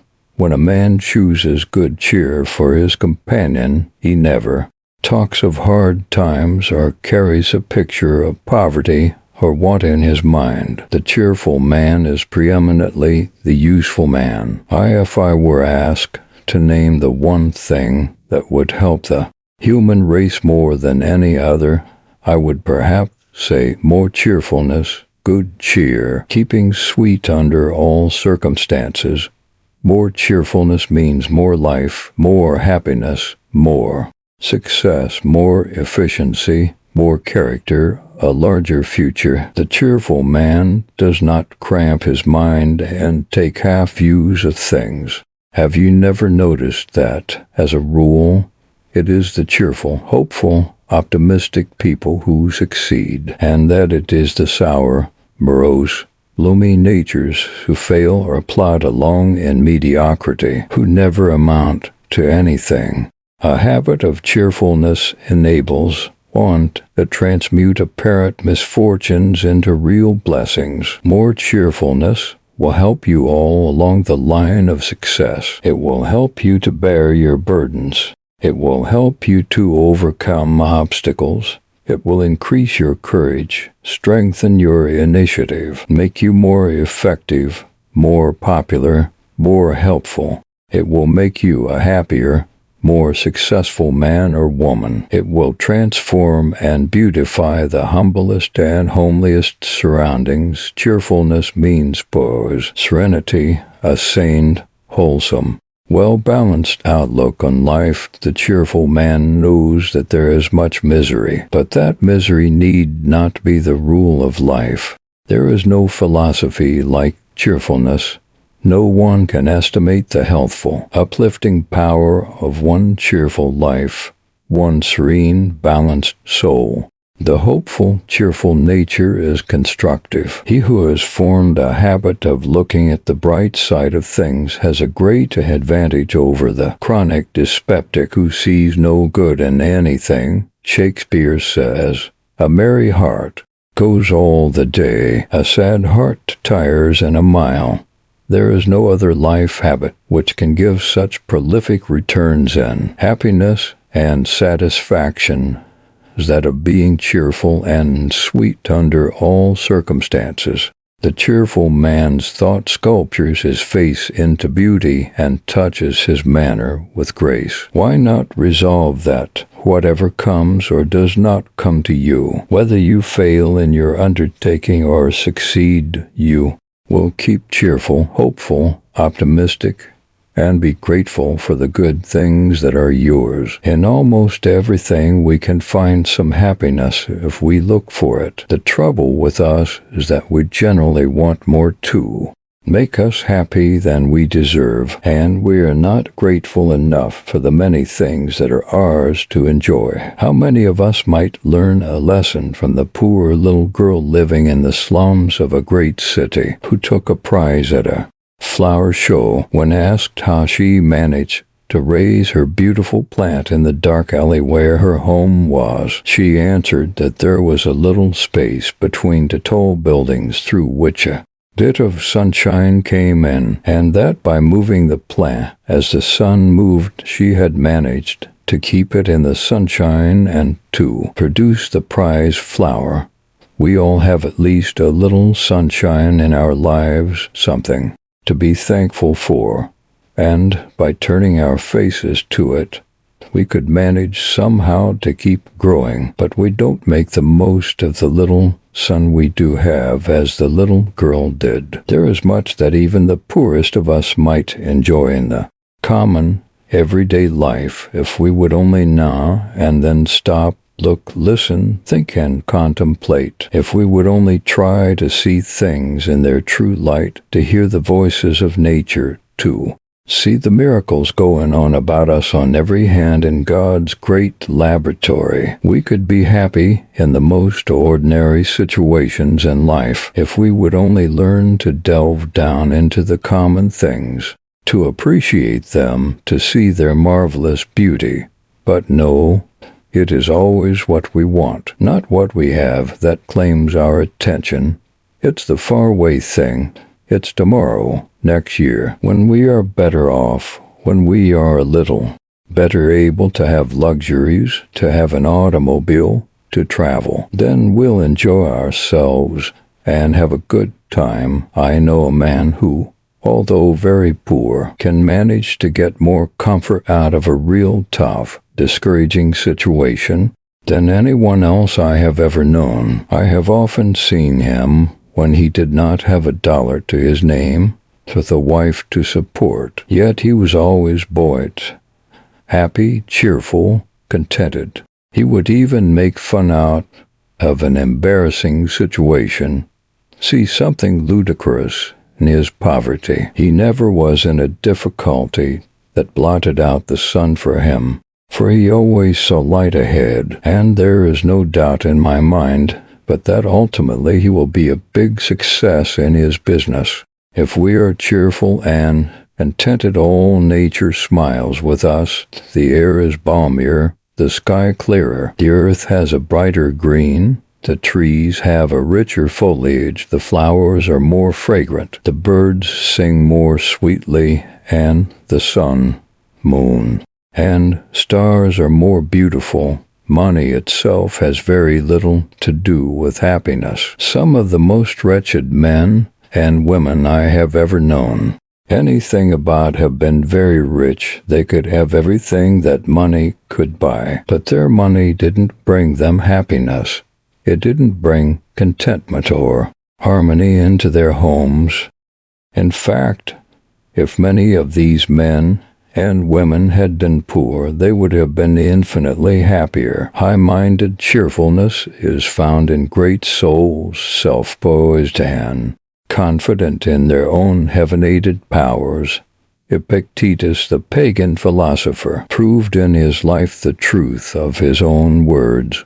A man can be happy without wealth, without family, without office or honor, without health, without anything that the world seeks after. There are few of us lacking in all these things, but we are not happy because we are not normal as Epictetus was. Multitudes of people think that happiness consists largely in getting rid of disagreeable things, disagreeable duties, in getting rid of the dry, dreary routine of life, the compulsory drudgery, in getting rid of the responsibility of providing ways and means. They think they would be happy if they could only get freedom from the irksome things of life, the pinching, the hitching along from day to day, which comes from trying to do business on limited capital.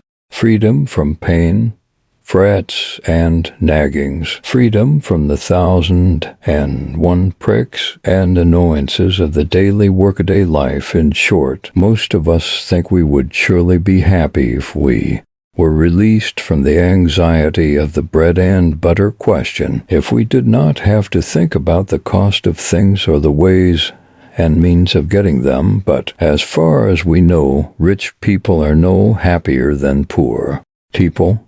With them it is largely a question of shifting anxiety and worry to other things. The moment people get beyond the necessity of working, beyond anxiety about the cost of living, there are many other enemies of their happiness to creep into their lives and destroy their harmony. If they allow them, the things which torment us, which keep us from being cheerful and happy, are the boomerangs that come back to us from our wrongdoing. All the mental wounds from which we suffer are self-inflicted. No human being can possibly injure another without injuring himself more. He cannot do wrong without paying for it and corresponding suffering. In a similar way, our thoughts react upon our prosperity and happiness. The new philosophy shows us that we do not have to die to come to our own, to reach our heaven, the heaven of our dreams, that the grave is not the portal of paradise, but that paradise is here and we are living in paradise, but don't know it because we can't see it except as we get a glimpse of heaven shining through in all that is beautiful and sweet and lovely and kindly. It teaches us that paradise is gained by right living and right thinking, right acting, by practicing the God qualities.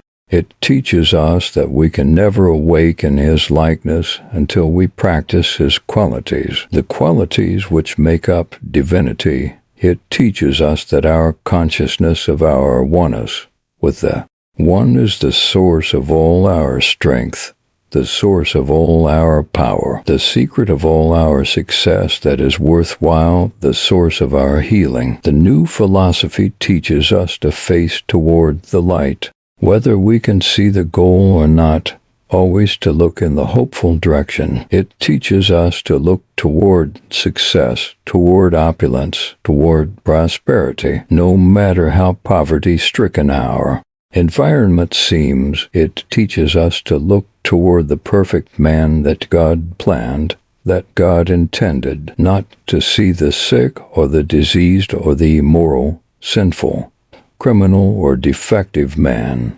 It teaches us that when we look at human beings through suspicious eyes, through distrusting eyes, through doubting eyes, through envious, jealous, or hatred eyes, we arouse in them, by an inevitable law, the very qualities which we hold. In our mind, the qualities which we see in them. If we wish to appeal to the best, if we wish to draw the best out of others, we must look for the best in them. We must think the best of them. We must trust them. We must believe in them. The man who smiles and sees the best in everything and everybody is the man who draws the best out of others. He attracts others and wins out in life, while the gloomy, sour face repels everyone. No smiles, no business is the motto of a successful business house. At first this struck me as rather a peculiar motto, but on second thought I realized how apt it is. Do we not all know that sour, gloomy faces drive away business, and that pleasant, sunny faces attract it?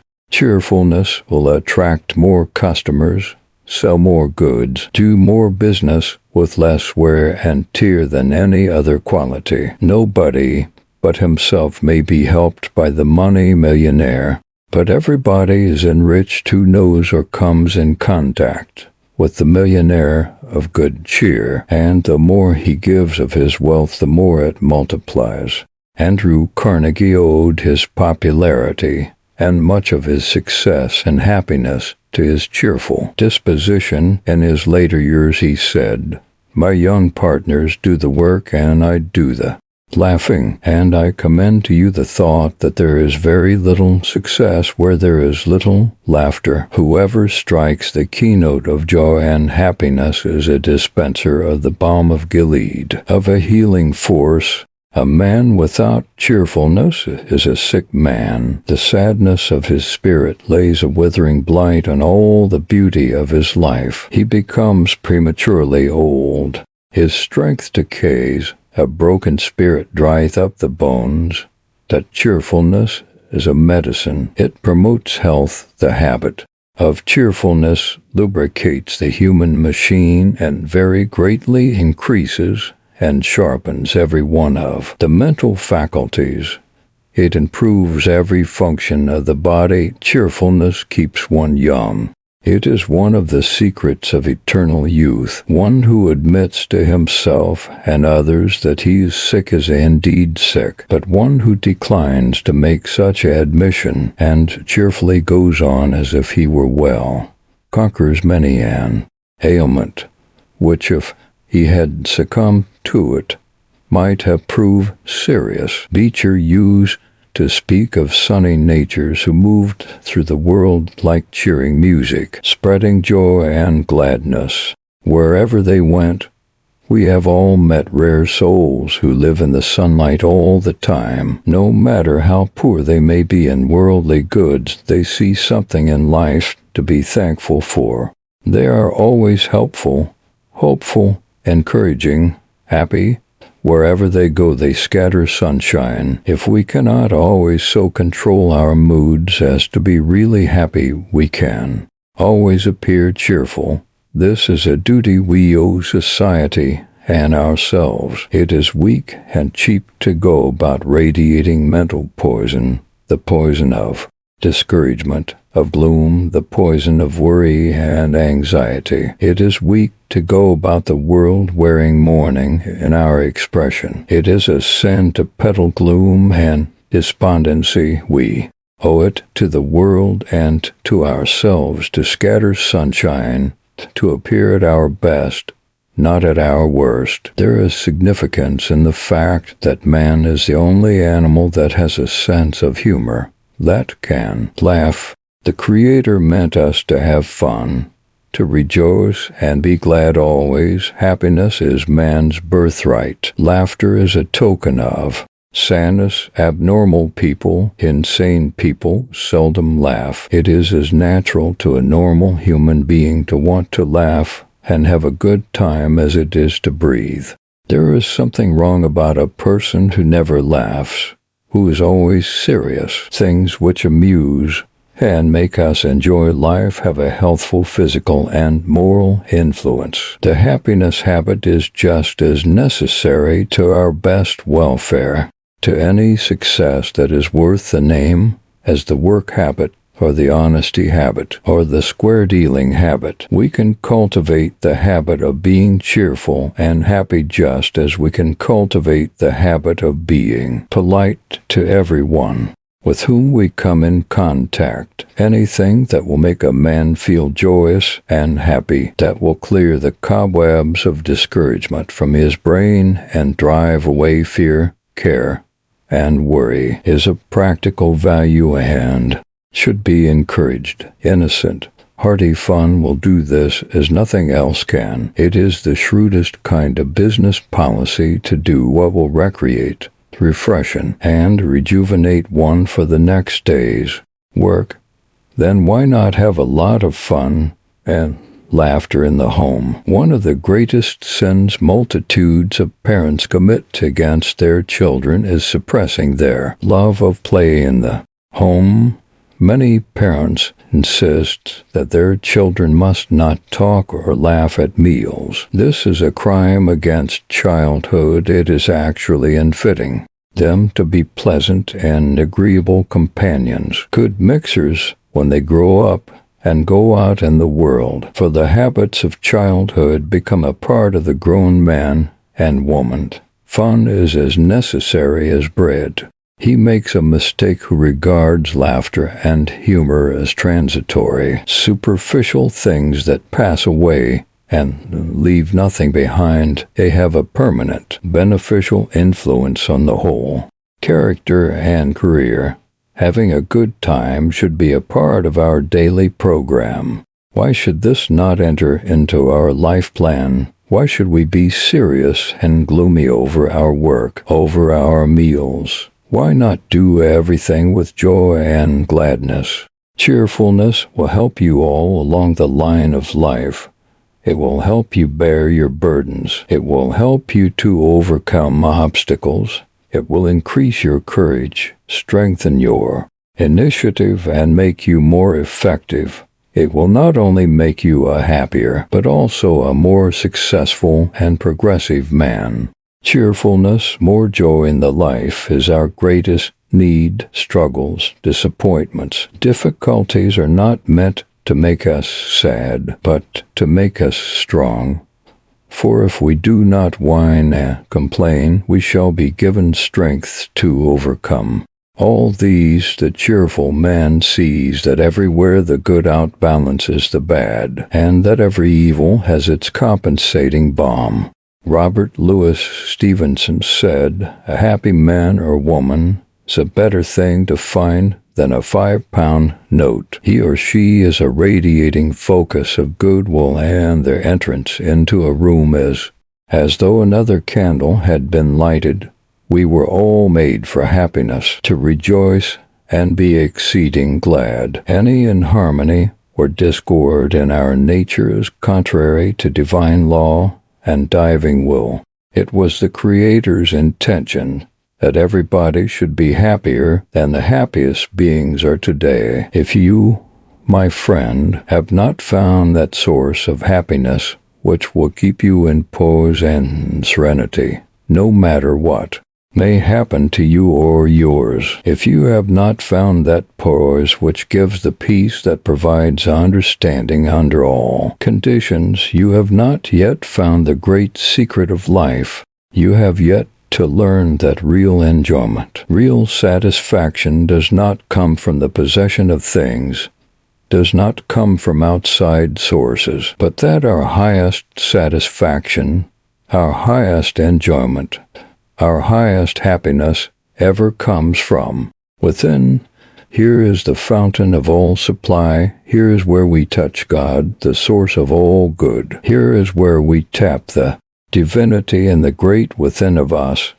If your supply is limited and you feel unhappy, dissatisfied, gloomy, you may be sure that there is something wrong inside of you.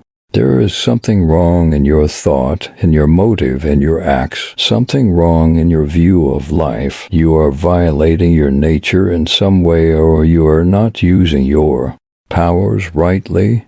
Chapter 17. The Master Key to be Great. Concentrate. Two friends set out on a journey once, many years ago.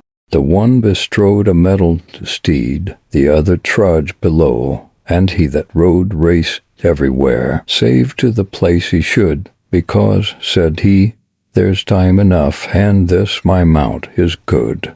Time journeyed too, and when, at last, the limit's hour did toll, the one that pleasure's bubble sought was still far from the goal, while he that came with tedious pace was at his travel's end, with but one shadow on his heart, the failure of his friend T.H. Winton, the son of a poor Welsh schoolmaster, without advantage of birth or fortune, without pull or influence of any kind. David Lloyd George succeeded in raising himself to the highest position in the British Empire. As Prime Minister of England, he ranks next to King George, while his power and responsibility greatly overtop that of the king or any other man in the empire. What is the secret of his success? One word tells it: concentration. Before the boy was 2 years old, his father died. His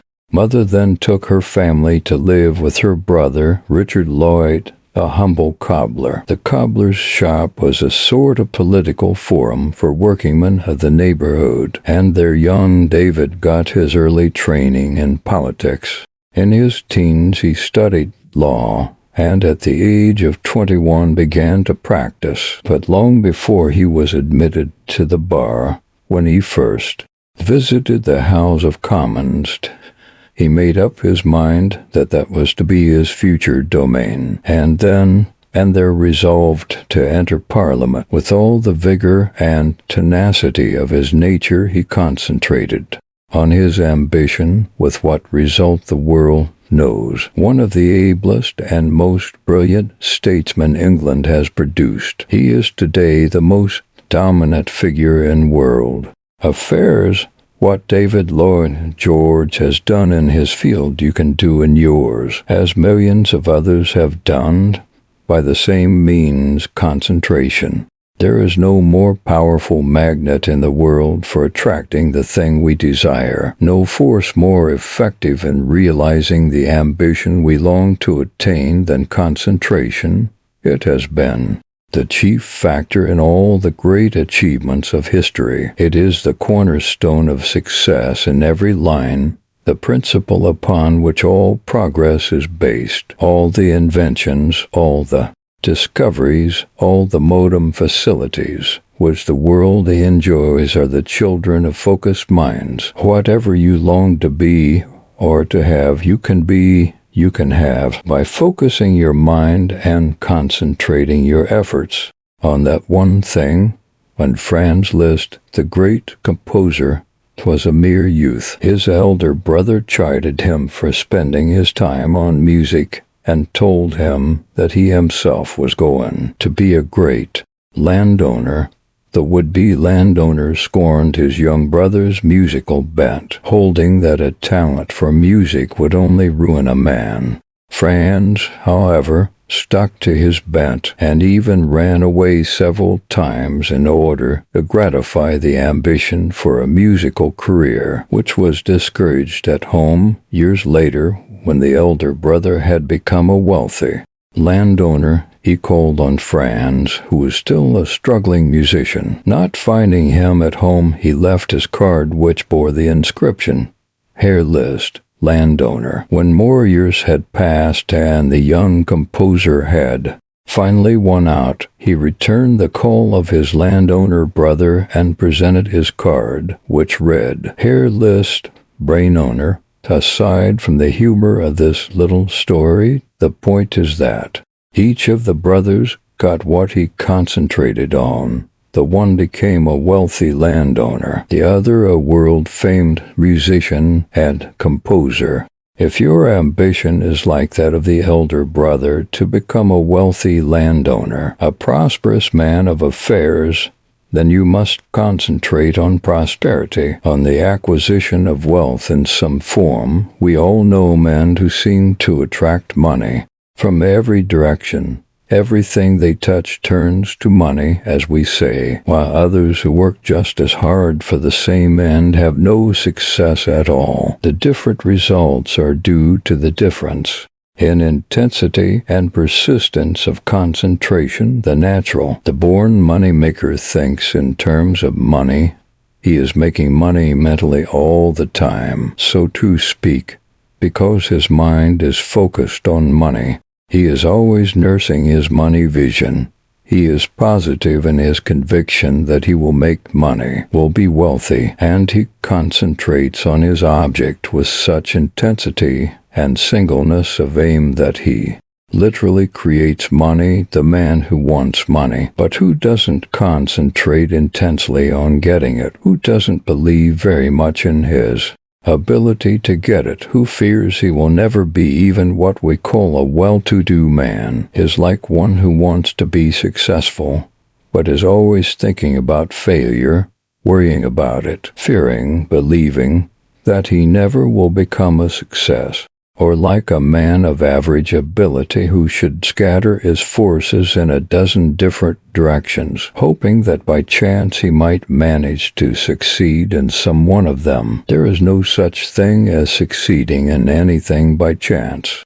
The greatest genius in the world never created a masterpiece in any line by chance. Concentration is the master key to all success. It is the fundamental law of achievement. The man who does not concentrate will be either a half success, a mediocrity, or a complete failure. The French have a proverb, he who does one thing is terrible. In other words, he who sticks to one thing is irresistible. No matter if a world opposed his progress, he would forge his way through to his goal. It was bending all his energies to the accomplishment of his purpose that made Napoleon one of the most notable figures in history. His intense concentration on his one unwavering aim enabled him to write his name on the very stones of the capital of France, to stamp it indelibly upon the heart of every Frenchman. Even today, a century after his death, France, though a republic, is still under the spell of Napoleon's name. To make a success of the shoe business is my one great ambition, said the head of one of the largest shoe houses in the world not long ago. I am not a director or trustee of any bank. I do not scatter my energies. I don't pretend to know many things, but I do know something about the shoe business.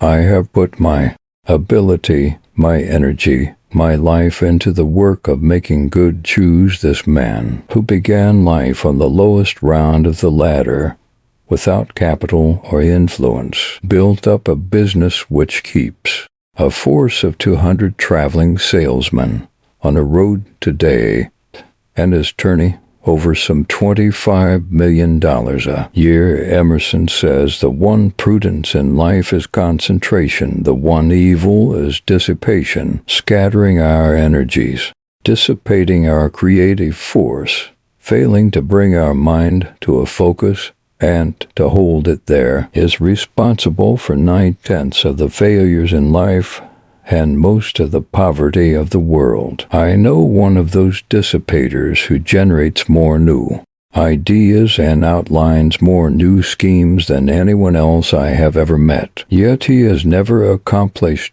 anything more than the making of a meager living, because he never sticks long enough to any one thing to make it go. His brain power and all of his energy are scattered in following one new thing after another, without ever carrying any of them forward to completion.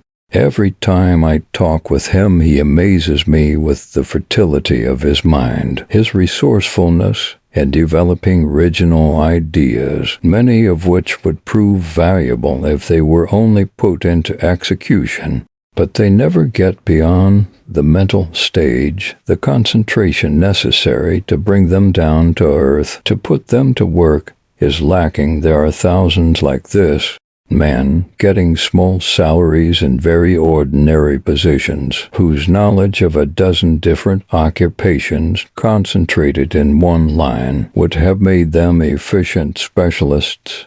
Everywhere we find men who early in life studied law, medicine, theology, who taught school a few years, worked in a store a little, took a hand at railroading, did a little business, traveled for some house, and finally settled down at one thing, only to find that their training years, the years of largest opportunity, when they were susceptible to discipline, had gone by. No matter how brilliant or versatile you may be, you cannot afford to divide your ability, to throw away valuable experience in jumping from one vocation to another. If you would succeed in a worthwhile way, you must be a whole man with undivided interests, able to fling the weight of your entire being into one calling. No one is large enough to be split up into many parts, and the sooner a man can stamp this truth upon his mind, the better his chances for being a profitable member of society. Albert Hubbard says, "The master man is a person who has evolved intelligent industry, concentration, self-confidence. Until these things become the habit of his life." Coleman DuPont furnished a good example of the masterman at a critical stage in the affairs of the DuPont Powder Company. When he was called to the head of the business, it was losing ground rapidly, but through his amazing industry and concentration, backed by confidence in his ability to do what he undertook, he very soon turned the tide and headed the company toward success. When an interviewer asked Mr. DuPont how he did this, he said, "I talked powder, I ate powder, I dreamed powder, I thought of little else but powder." This concentration on one unwavering aim built up an enormous institution of worldwide fame. No matter what your business, trade, or profession, you cannot make a mistake in following Mr. DuPont's remarkable methods of concentration, which make him a masterman in his line. Think the thing you want. Talk it, live it, breathe it, dream it, act it, radiate it from every pore of your body. Saturate your life with it. Visualize it. Believe that it is already yours. That's the only way to get anything of value in this world. If we could only realize the marvelous power of thought, the creative force in concentration, the drawing power of intense visualizing, how much more we could accomplish. It is this which really makes the mind a powerful magnet to attract what it desires, what it longs for most. Everywhere We see illustrations of the attractive force of positive, definite thought concentrated on one point. Take the little Hebrew boys who come from other countries to America when very young. From the start, they have the concentrated commercial instinct of their race. They think in terms of money-making. They keep their minds on ways and means of making money until they become powerful magnets, attracting money from every direction. That's why they succeed and become wealthy, where American youths, with far better opportunities, attract poverty and remain poor all their lives. From the time the Hebrew boy starts to shine shoes on the street, to sell papers, or to peddle some small articles, he is all the time thinking of the money he is going to make, counting what he has and planning what he will do with it, how he can increase it, how he can enlarge his little business, put his profits to work for him and accumulate more money. In a very short time, he has a newsstand or a little shop of his own. He invests in a little real estate. By and by, he borrows some money and puts up a house, and so he goes on trading in one thing and another, his mind always bent on making more money, until one day this little newsboy or bootblack or peddler becomes a man of fortune, a millionaire. To demonstrate prosperity, you must concentrate on prosperity. You must hold the prosperity attitude. To demonstrate abundance, you must think abundance, just as you must think health, think vigor. If you would be healthy and vigorous, it is not enough to long for health. You must believe that you will be, that you already are, well and strong. You must expect it. According to thy faith be it unto thee. You must hold in mind that thing, whatever it is you wish to express in your life, and you must believe it will come. The student who is trying to become a lawyer saturates his mind with law. He thinks law, reads law, studies law, keeps his mind focused upon a future as a lawyer, keeps in a law atmosphere. He pictures himself practicing at the bar, a man of mark in his profession. He continually fills his life with the law ideal, and by the force of his powerful concentration fits himself for the practice of law. The medical student must follow the same method. So must the aspirant to the ministry or any other vocation, and so must the aspirant to wealth. You can't expect to become prosperous if you don't hold fast to the prosperity vision, if you don't believe with all your heart you are going to be prosperous, if your mind is occupied with something else most of the time, if it is filled with doubts about ever accumulating property or becoming prosperous in any line of business, don't deceive yourself with the idea that prosperity will come to you if you only work hard. It won't. Nothing will come into your life except by the doorway of your thought, of your expectation. Your faith concentration is indispensable to success in anything. As Dr. Julia Seaton says, concentration is the vital essence of all life, and without it there is no real purpose, no real control. Upon the power of concentration more than upon any other, one thing depends: our law of attracting, controlling, and mastering life's conditions. If you feel discouraged because you are not getting on as you hoped you would, something is wrong. Your mind is not pulling in harmony with your effort on the physical plane. Something has arrested your progress, and that something is a mental stumbling block which you yourself put in your path. You are not thinking yourself on. You are not putting yourself in the getting on current by concentrating with confidence, with faith along the line of your ambition. Discouragement, doubt, A wavering, divided mind, the scattering of your efforts. Something or other is neutralizing the force which would naturally take you to your goal. Perhaps you are frittering away your energies by giving your spare time to sidelines, trying to make a little success here, a little there, not giving the whole of yourself to your life work. In Maine, the farmers say that it makes a horse a gawk too. Drive it without blinders, because its attention is drawn this way and that, which ruins the animal's gait and speed. Many a man has been ruined by not confining himself within sufficiently narrow limits to give concentration and direction to his energies, said Andrew Carnegie.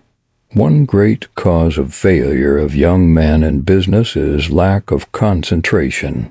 They are prone to seek outside investments, sidelines. The cause of many a surprising failure lies in so doing. Every dollar of capital and credit, every business thought should be concentrated upon the one business upon which a man has embarked. He should never scatter his shot.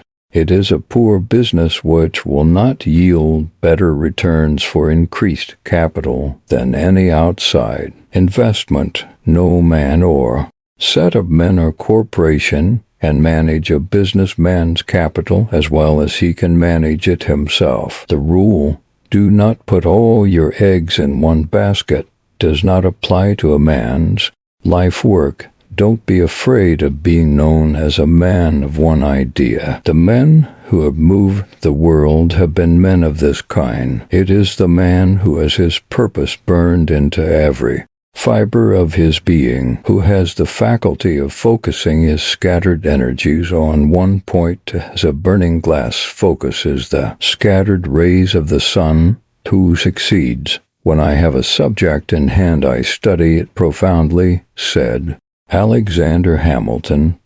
Day and night it is before me. My mind becomes pervaded with it. Then the success I make, the people are pleased to call genius. It is the fruit of thought and labor. Concentration without genius will accomplish more than genius without concentration. Chapter 18. Time is money, and much more few of us realize the connection between the day, the hour in which we are living, and our success, our happiness, our destiny. It is so much easier to dream of a great big success tomorrow and to try to make today a big success. When I see a young man who seizes every odd moment for self-improvement, who has an ambition to make each day count, then I know that there is something, a very big something, coming to him in the future. Our todays are the blocks with which we build our future. If these are defective, the whole structure of our life will correspond. That marvelous future, which you have dreamed of so long, will be exactly what you put into your todays. The world grants all opportunities to him who can use them. Power and fortune are hidden away in the hours and moments as they pass, awaiting the eye that can see, the ear that can hear, the hand that can do. W.H.E.N. Queen Elizabeth of England was dying. She said, "My kingdom for a moment." One of the richest men in the world said he would give millions of dollars to be assured of a few more years of life. The late J. Pierpont Morgan used to say that every hour of his time was worth $1,000.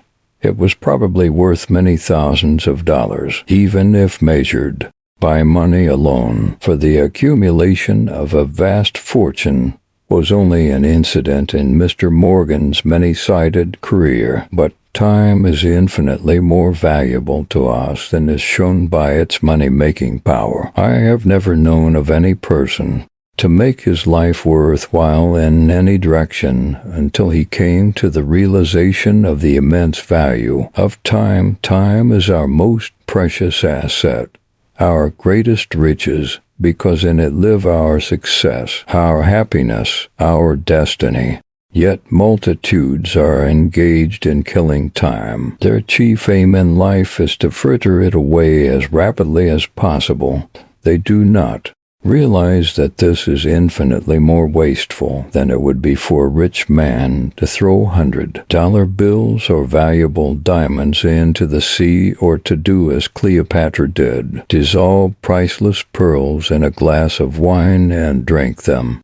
The future of a young man can be gauged to a nicety by the value he puts upon his time, especially his spare time.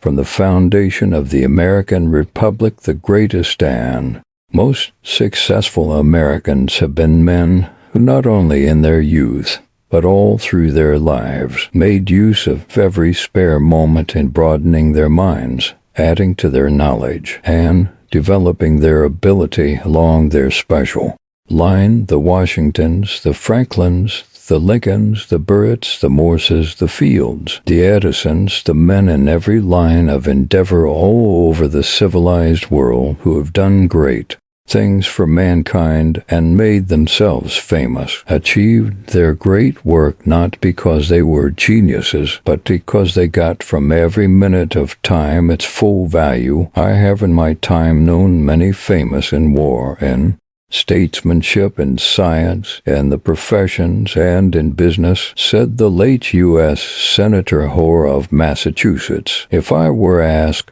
to declare the secret of their success, I should attribute it, in general, not to any superiority of natural genius, but to the use they made in youth, after the ordinary day's work was over, of the hours which other men throw away or devote to idleness or rest or society.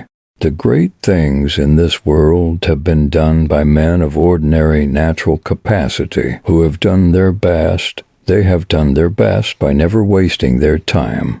There are many so-called common or ordinary employees today who, perhaps, think they haven't nearly as good a chance to rise as their more brilliant or showy companions, who will within a few years be filling high positions.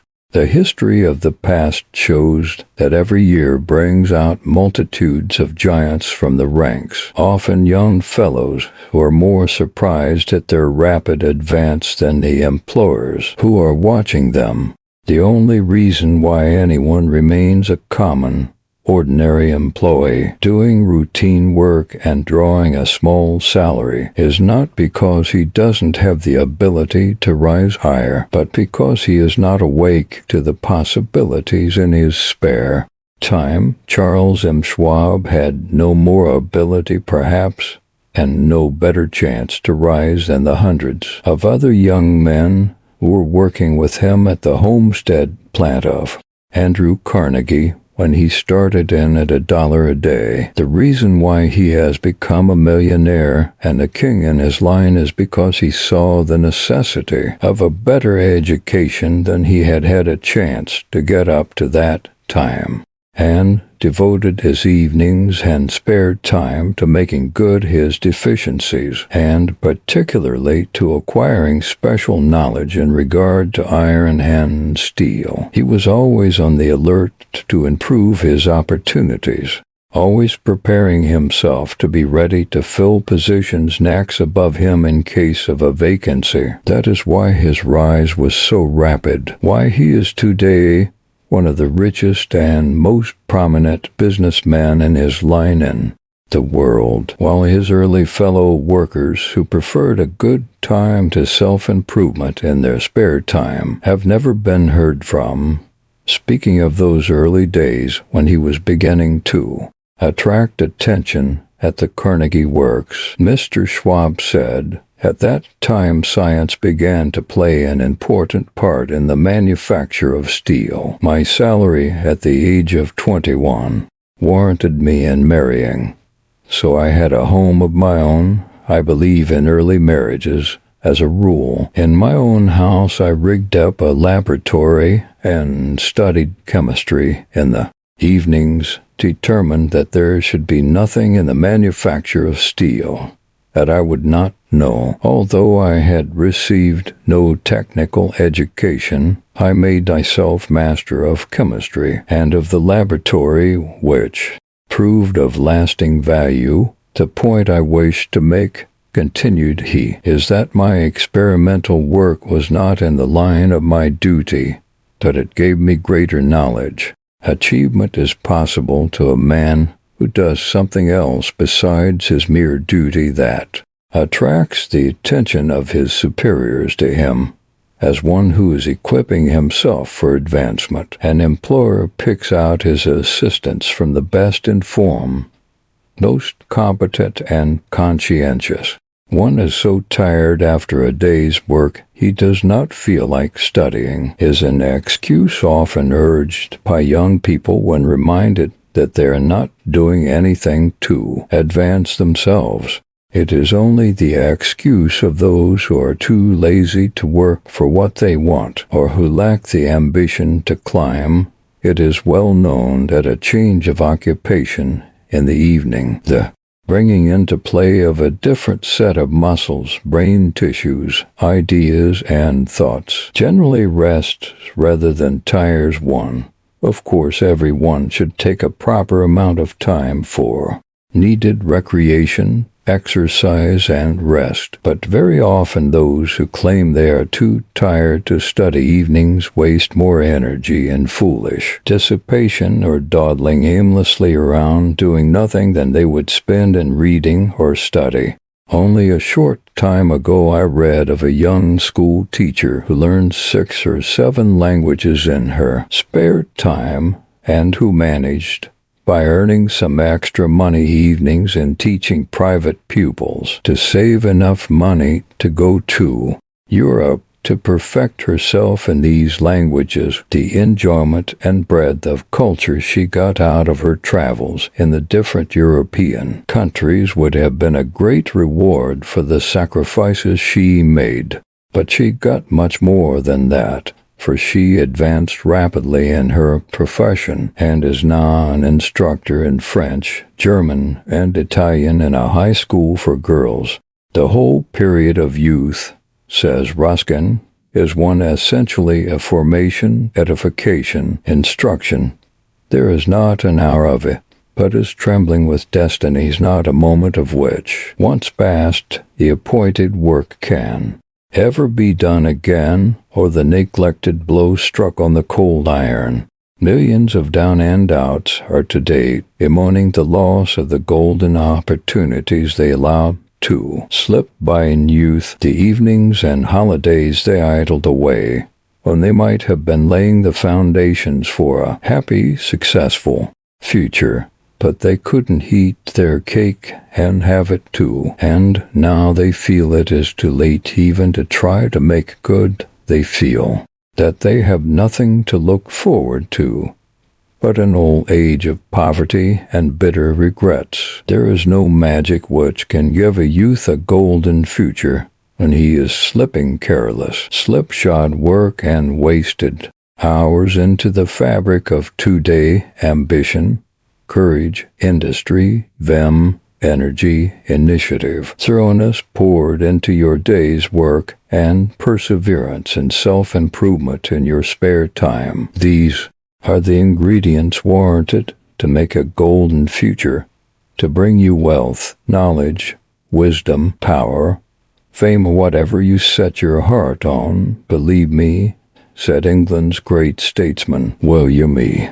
Gladstone, when I tell you that thrift of time will repay you in afterlife with a usury of profit beyond your most sanguine dreams, and that waste of it will make you dwindle alike in intellectual and moral stature beyond your darkest reckoning. The way in which they spent their spare time has made all the difference between mediocrity and grand achievement to tens of thousands of men and women who were intelligent enough in youth to know the value of the priceless odds and ends of time which others were recklessly wasting. If someone offered to purchase a large percentage of your life power, you would not think of selling it, even for a fabulous sum. It is what gives you your chance to make good, to make your life a masterpiece, and naturally you would not part with it. You would say that you could not afford to sell your birthright to power in which is wrapped up your whole destiny, your enthusiasm, your zest, your career, your ambition. But do you realize that you are practically doing the same thing when you allow your most precious success asset, your time, to run away from you in all sorts of leaks and sheer idleness and dissipation and superficial, silly pleasures, or worse, in pleasures which kill your self-respect and make you hate yourself the next day? If you would succeed in any adequate way, in a way at all, commensurate with your possibilities, you must not only shut off all time leaks, but you must also repair every leak in your mental and physical system, and stop every output of energy that does not tell in rendering you more fit to make your life the great success it is possible for you to make it. How often we are reminded of the value of time by the expression, "Time is money." But time is more than money. It is life itself, for every separate moment as it flies takes with it a part of our lifespan. Time is opportunity. Time represents our success capital, our achievement possibilities. Everything we hope for, everything we dream of accomplishing is dependent on it. Short as life is, said Victor Hugo, we make it still shorter by the careless waste of time. I would advise every youth starting out in life to put that sentence up on the wall in his sleeping room and over his desk or workbench, where it would constantly remind him of the immense possibilities stored in the minutes and hours of every single day.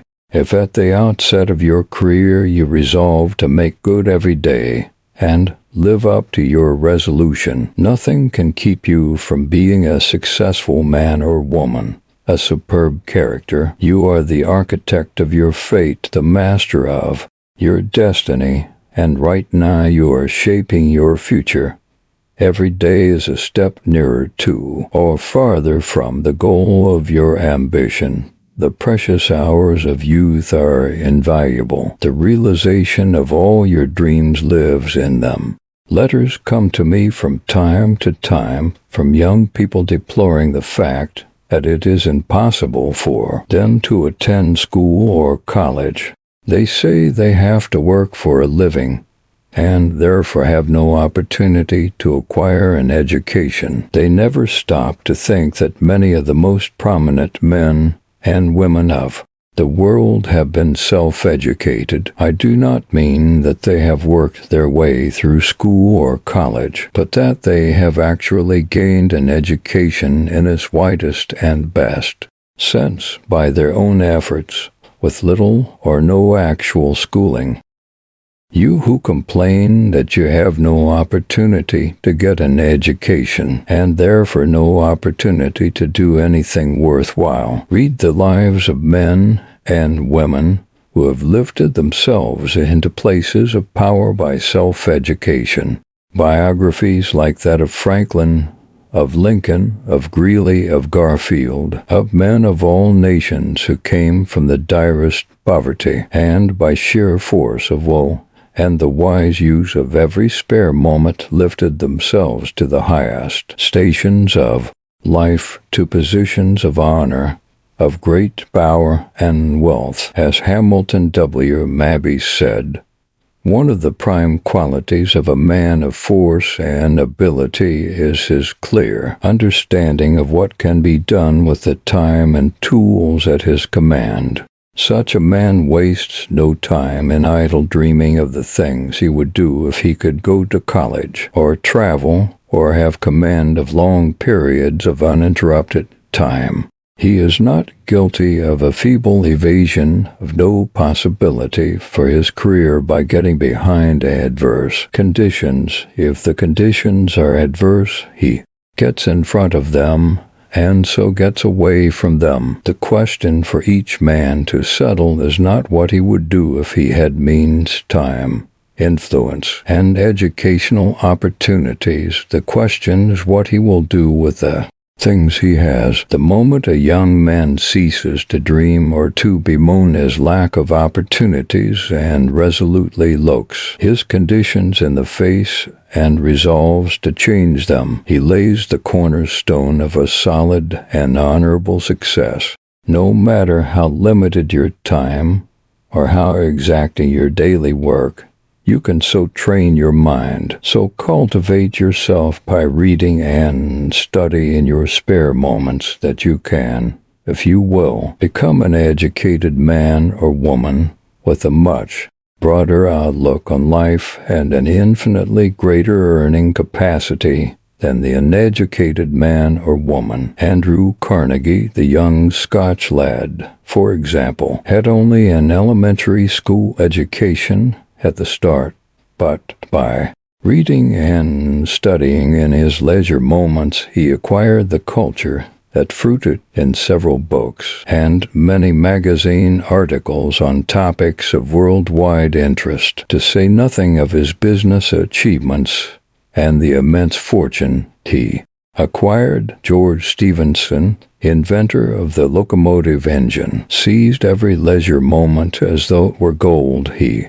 educated himself and did much of his best work during his spare time. He learned to read and write at a night school and studied arithmetic during the night shifts when he was assistant fireman in a colliery. The lives and work of multitudes of the world's benefactors prove that no matter what investment a man may make in life, there is none so satisfactory as self-investment. Coining bits of leisure into knowledge and power. The bigger the man, the greater value he puts upon time. He regards it as a great asset, as the most precious capital, which can enrich life. Whether his ambition be to acquire a fortune or to achieve success in some other direction, he knows that everything depends on what he does with his spare time.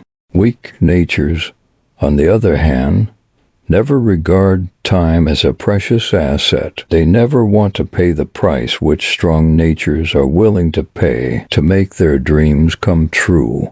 They cannot resist the lure of pleasure for the sake of their ambition. They practice no more thrift in the use of their time than they do in the use of their money. They kill a lot of time without realizing that in doing this they are killing their prospects, killing their future, killing themselves. I will make this day worthwhile would be a splendid daily motto for all of us to adopt. When you awake in the morning, when you start to work, and many times during the day, say to yourself, I will make this day worthwhile. It shall not pass into the story of my life as time half wasted or not utilized to the best advantage. No matter whether I feel like it or not, I am going to make this day count. I am going to make it stand out in my life as a red-letter day, one in which my work was effective, efficient. If you do this every day, you will be surprised at the wonderful effect it will have upon your whole life. It will lift it to the highest point of your possible efficiency and effectiveness. It will mean everything to you both in character and financial returns. Someone says, all that time is lost which might be better employed. If all of us realized the truth of that, there would be more success and fewer failures in life. Each of us has the same number of hours in his day, the same number of days in his year, and the chief difference between the success and the failure lies in the use to which the hours and the days are put. Given the very same environment, the same chances to succeed, and one youth will rise to fame and fortune by the right use of the time that another recklessly wastes It is what we put into the passing moment, just that and nothing more, that makes up all of life, all of character, all of success. The harvest of our tomorrows will be like the seed we sow today if we do not put that quality into the present moment that we expect in our success, in our character, in our life as a whole. It will not be there. If there is not energy, vim, courage, initiative, industry, a high quality of work in today, the results of these cannot appear in your future. It is the daily ambition which starts out every morning with the firm resolution not to let the hours slip through one's fingers until one has wrung from them their utmost possibility that makes the successful day. And it is the accumulation of daily successes that makes the big life success, that enables the man to realize the ambitious dream of the boy. Chapter 19.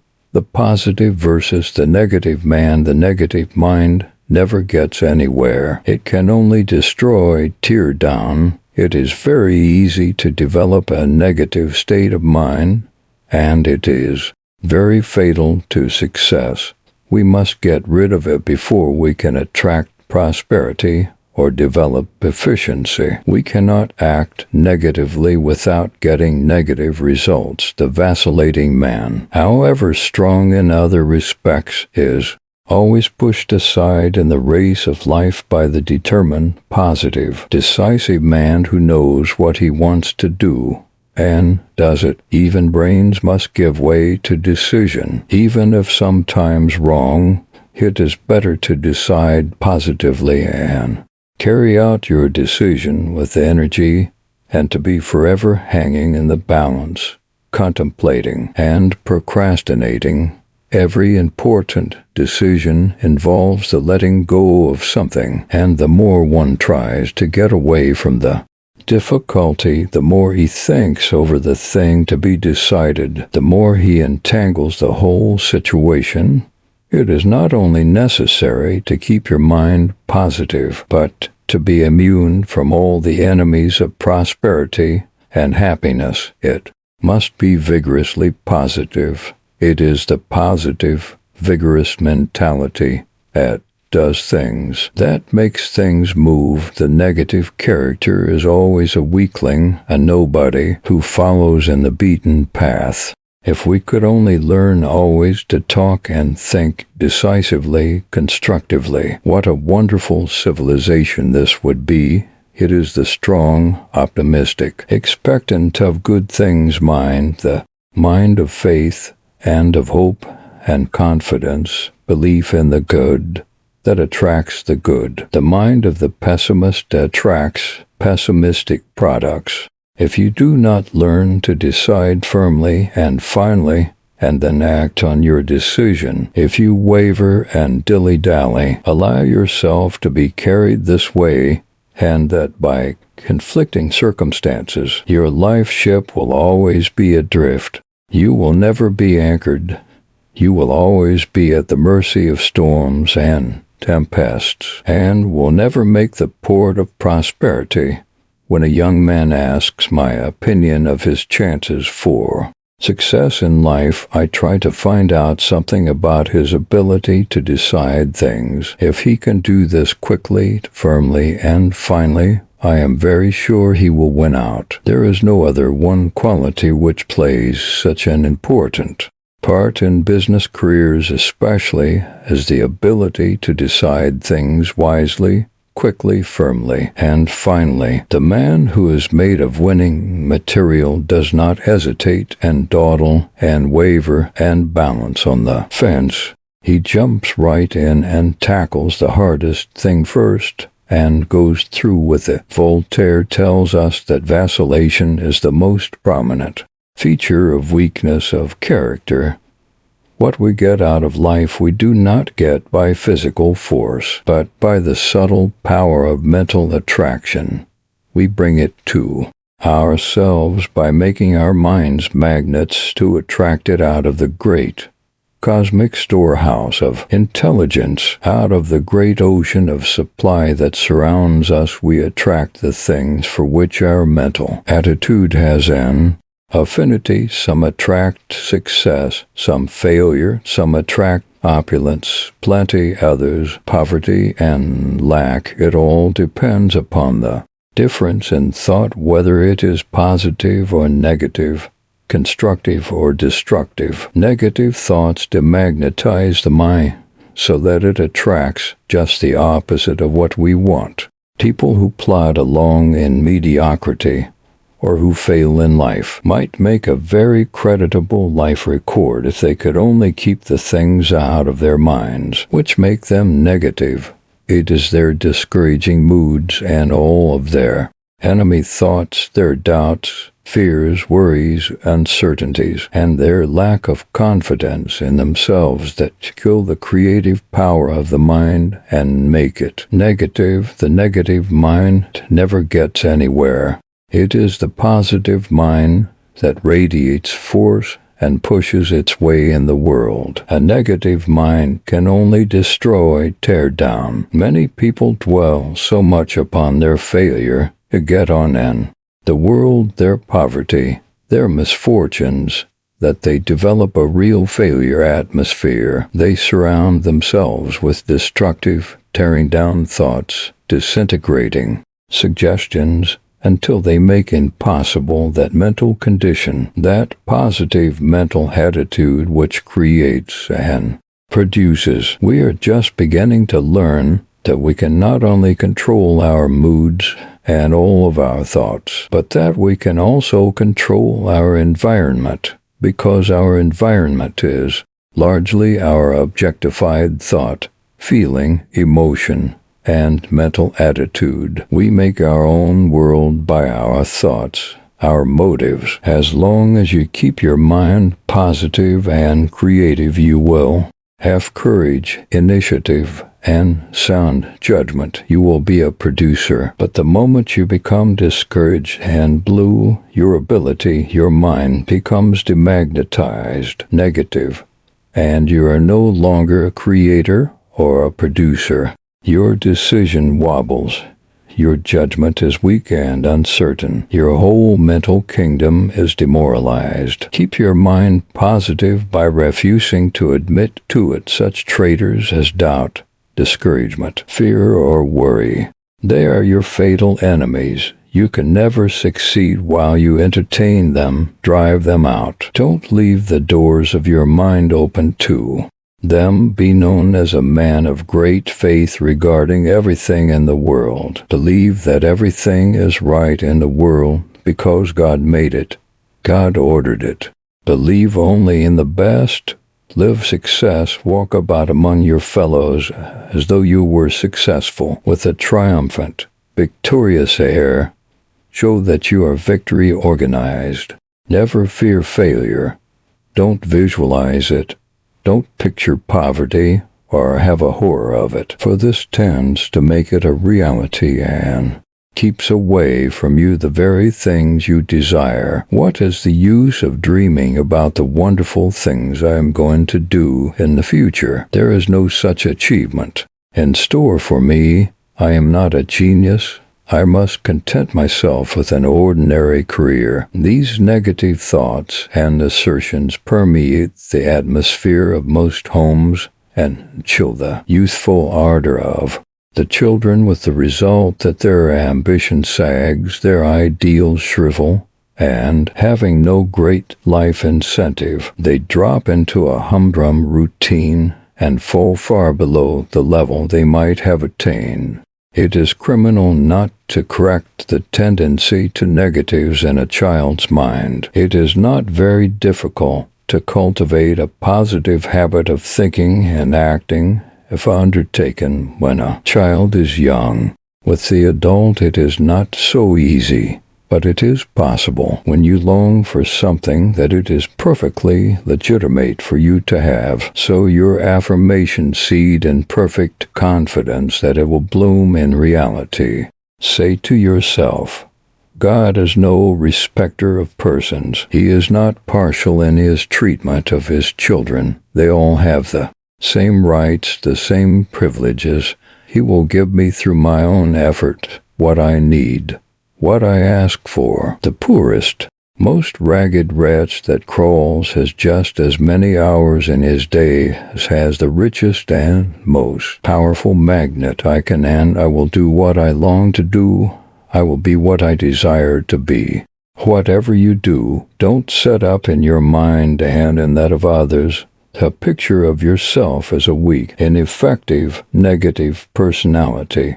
If you are constantly depreciating yourself, other people will think there is a reason for it, that you are not worthy, that there is something about you that they do not know about as a basis of your own judgment. Why should not others think meanly of you if you do yourself? If you carry about with you a negative mental attitude, yours will be a negative life. You cannot act negatively without getting negative results.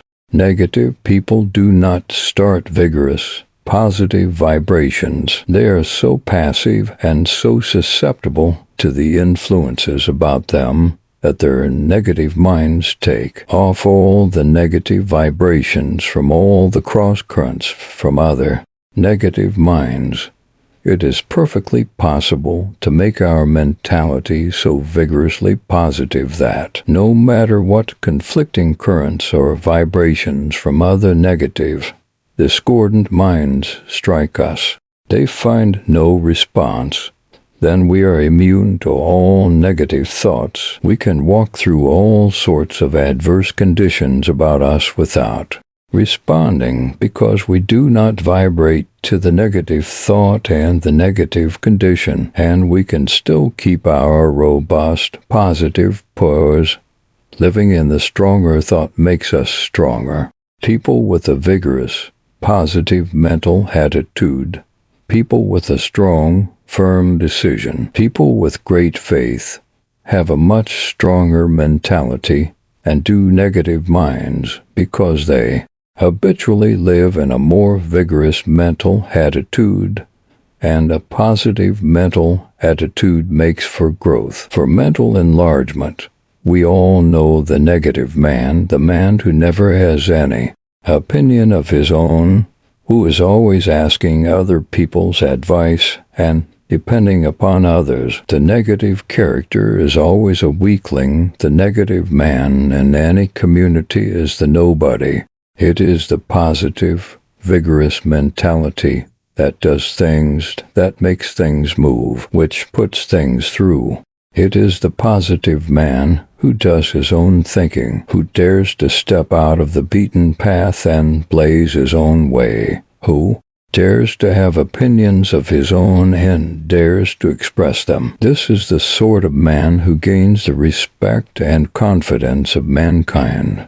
A lot of people go through life doing little things because their negative thought paralyzes their initiative. They do not dare undertake anything important. The negative mind, the man who is afraid to act, who is always deliberating or hesitating, never accomplishes much. The leader is always characterized by positive qualities. He rules by his vigorous affirmatives. There is nothing negative or minus about him. The positive man, the natural leader, is always assertive, while the negative man shrinks and effaces himself, waits for someone else to take the initiative. One of the most pathetic sights in the world is the man who never has any opinion of his own, the backboneless, shiftless, slovenly, negative man who never differs from you, whose only opinion is assent to the one you express.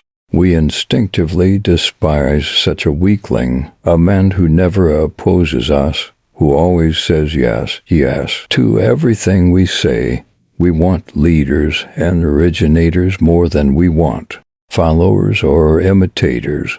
We have enough and to spare of those who are willing to lean on others. We want our young people to depend on themselves. We want them to be so educated and trained that their qualities of leadership, their originality, and their individuality will be emphasized and strengthened instead of obliterated. All negative thinking, all negative mental attitudes, such as doubting one's ability, hesitating to undertake things, the habit of putting off, waiting for more favorable conditions, and of reconsidering one's decisions are deadly enemies of initiative. If one does not cultivate a positive mental attitude, he will have a weak, wishy-washy initiative, and initiative is the executive officer of the other faculties. It is the brain leader.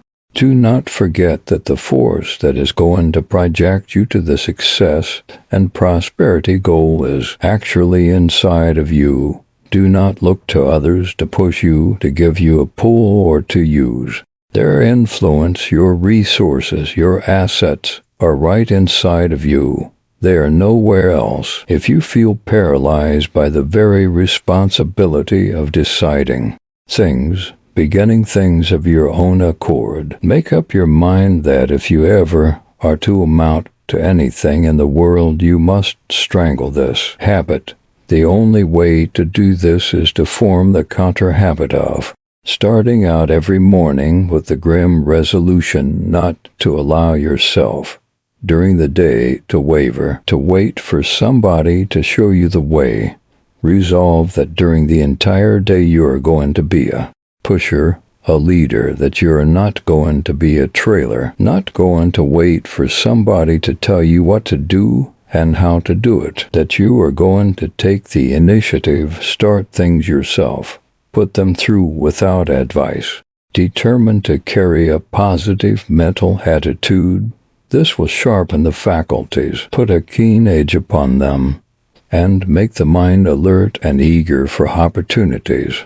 It is not only necessary to keep your mind positive, but to be immune from all the enemies of your success and happiness, it must be vigorously positive. When the mind is saturated with all sorts of negation, with the thoughts of sickness, of failure, and poverty, it becomes chronically discordant and gradually deteriorates. Form the habit of talking up, not down, of talking optimism instead of pessimism. Cut criticism, fault-finding, and blame out of your vocabulary. One of the first signs of deterioration in many minds is a tendency to be negative, to hold the discordant, belligerent, envious, jealous mental attitude.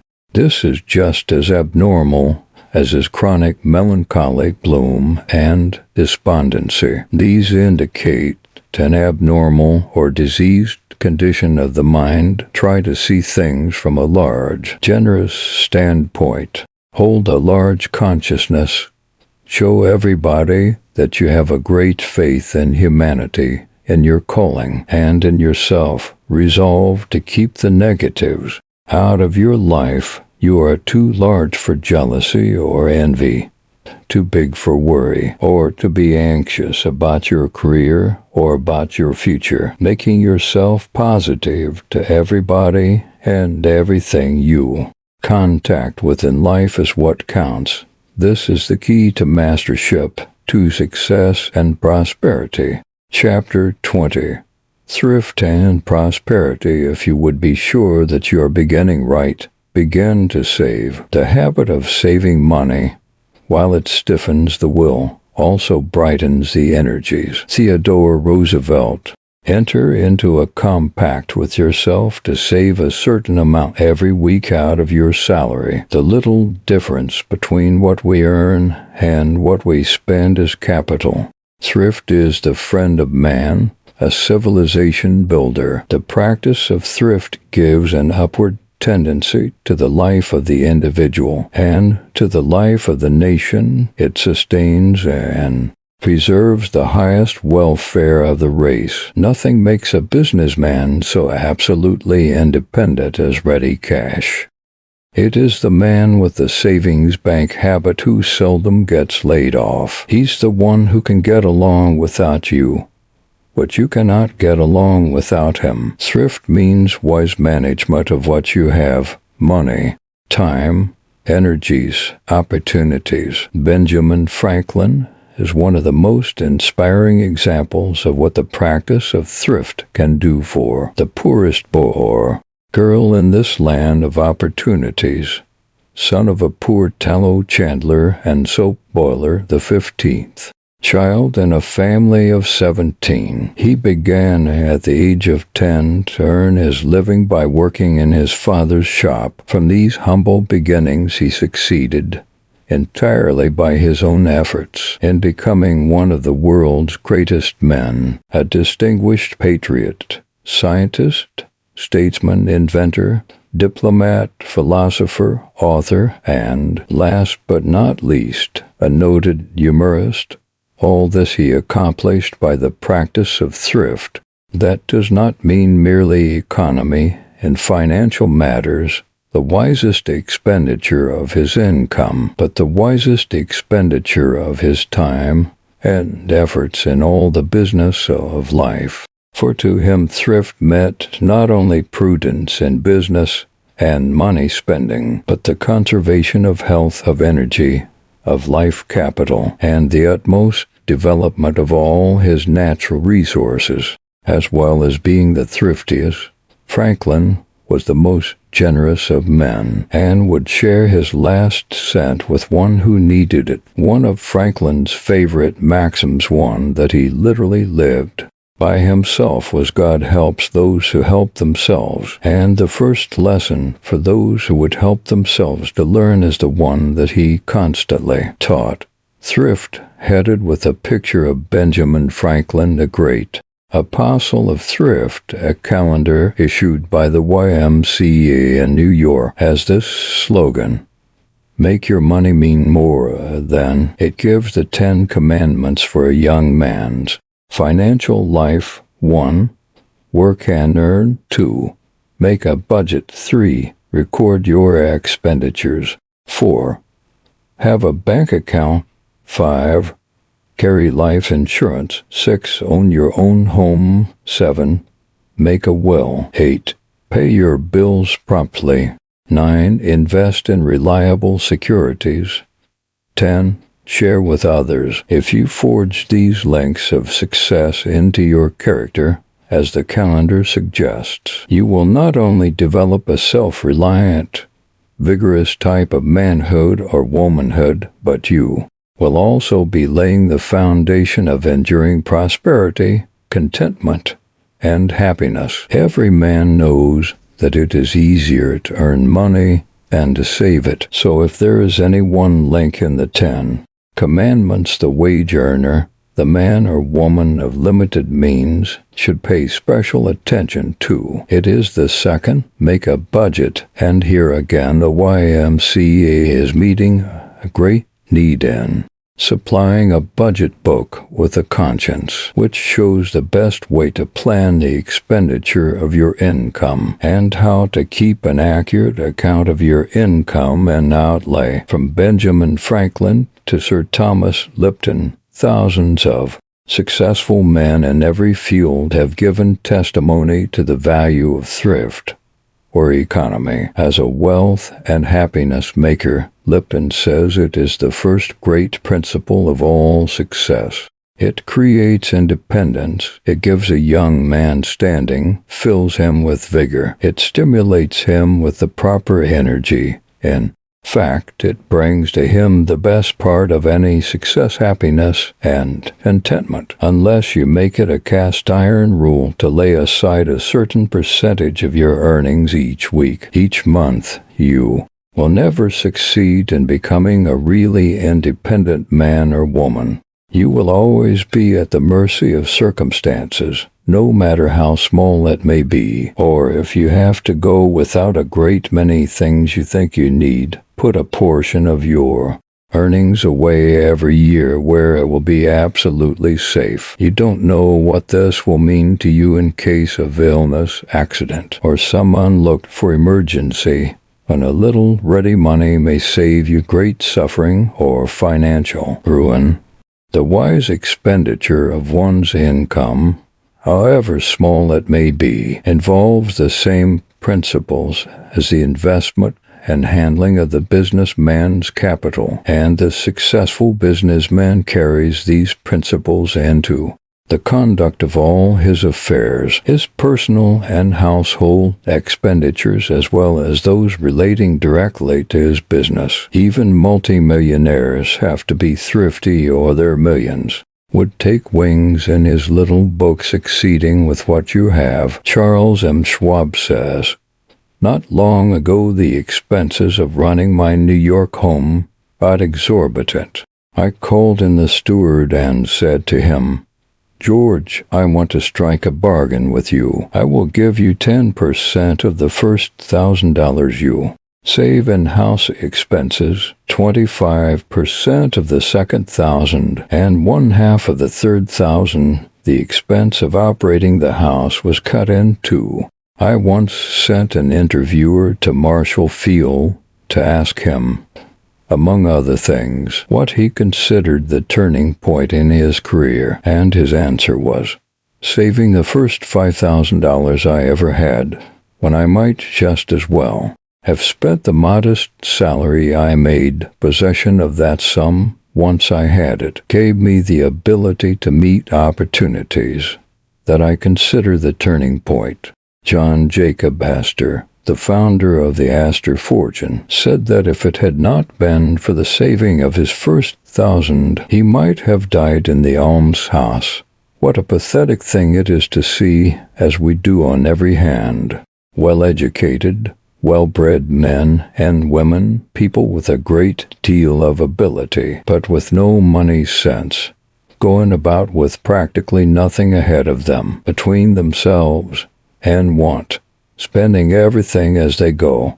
What a pathetic story the charity organizations could tell about people who have been in better circumstances, but who have lost their money, of people who have never been able to lay up anything, to put by anything for a rainy day.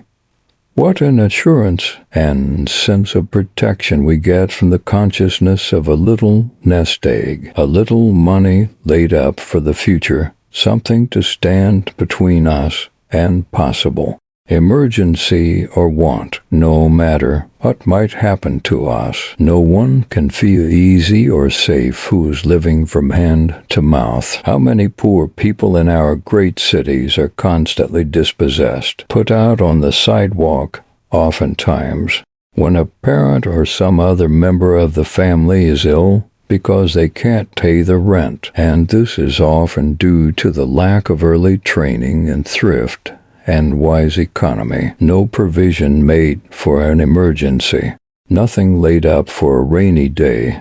I have no sympathy for the rainy day philosophy of many people, the rainy day fear and terror, that tease-bearing, saving, pinching, stingy policy. Such people make the very rainy day they are trying to guard against.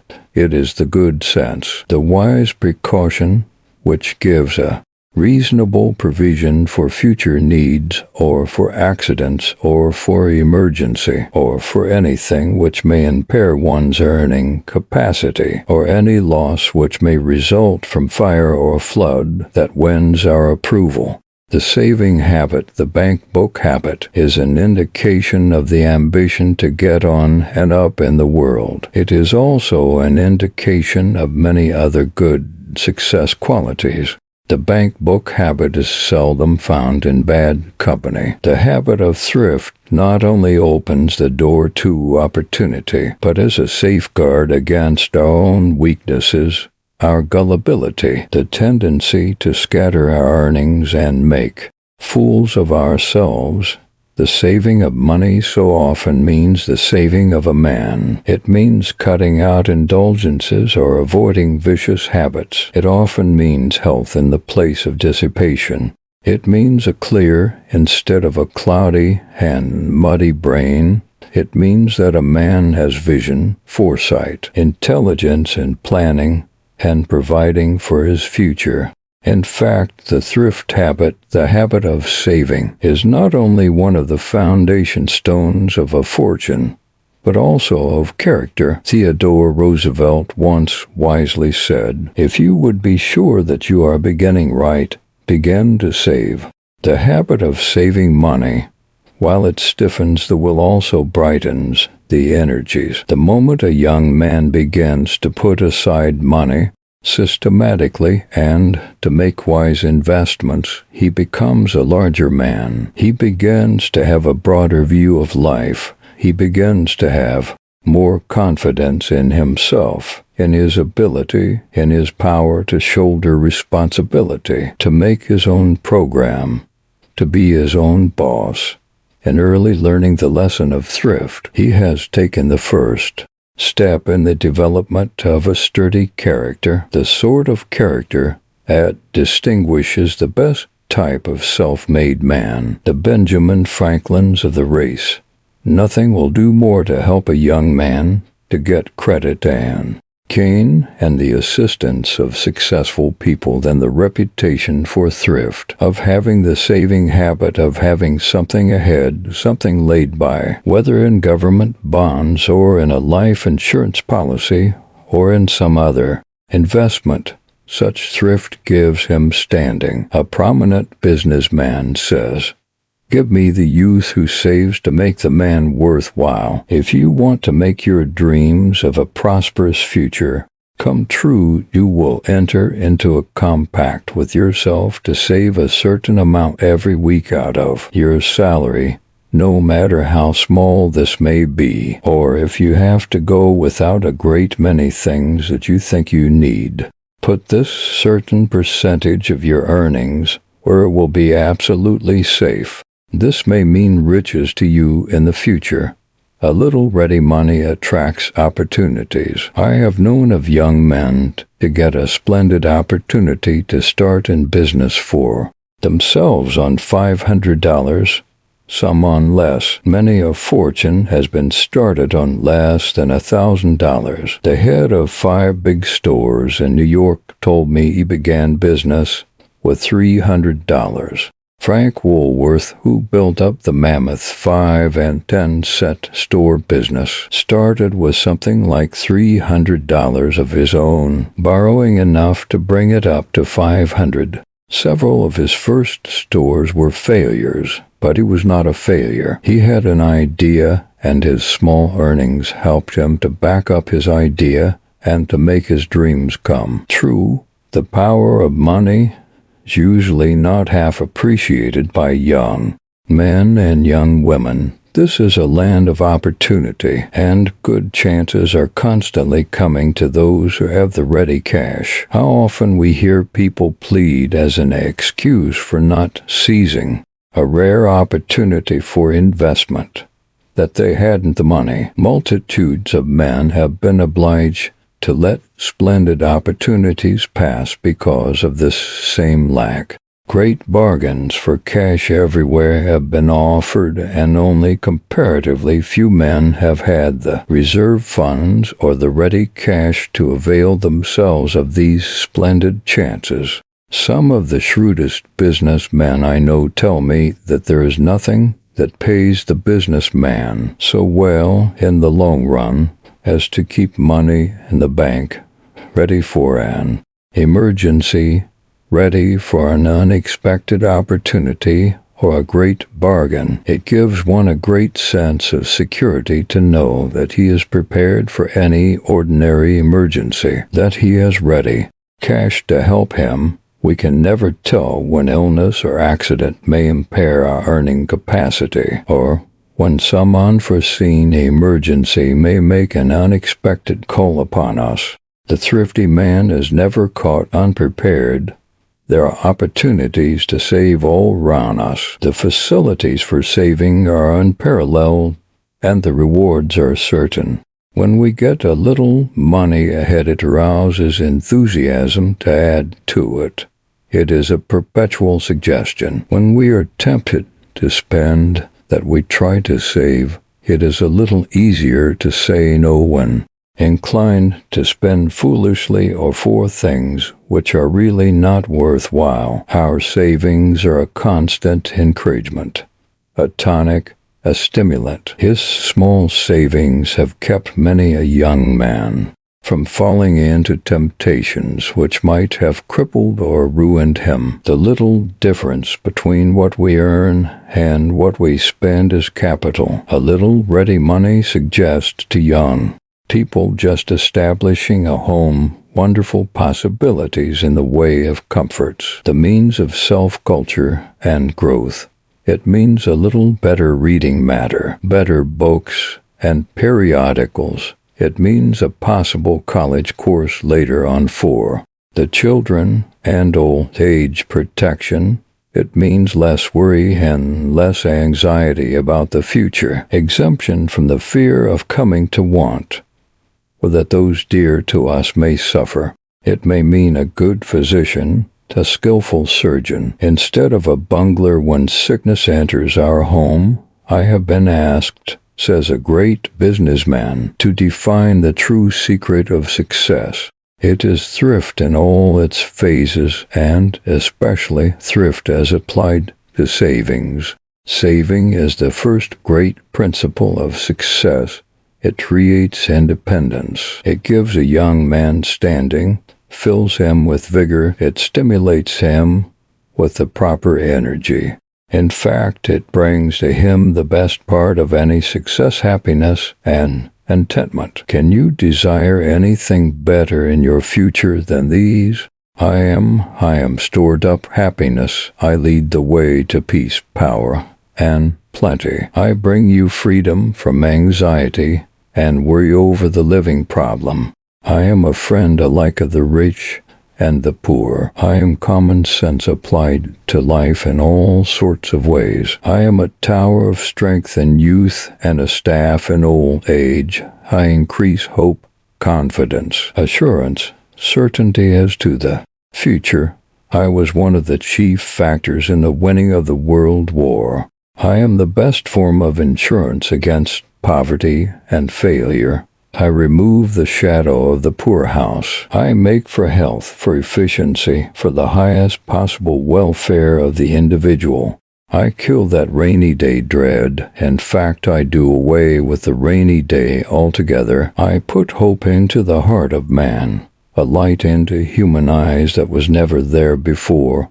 I put people in a position to take advantage of all sorts of opportunities, for investment, for advancement, to take advantage of chances that, but for me, would be lost. I mean the best physicians, the most skilled surgeons, the best hospitals in case of need, as well as the best health resorts. I make possible a needed vacation, rest, recreation, and travel. I mean leisure, more living with natural art and with the beautiful things in the world. I mean better opportunities for your children, better schools, better clothing, a more refining environment, greater security for their future. I show you how to make the most of your income, how to expend the margin to the best advantage, how to make the wisest investments of your time, your strength, and your ability, as well as your money. I am the friend of man, a civilization builder. I not only give an upward tendency to the life of the individual, but also to the life of a nation. I sustain and preserve the highest welfare of the race. I safeguard the future. I enable you to work with confidence, to look up and not down, to rise superior to your surroundings. I keep thousands of people out of the penitentiary, prevent them from committing theft and other crimes.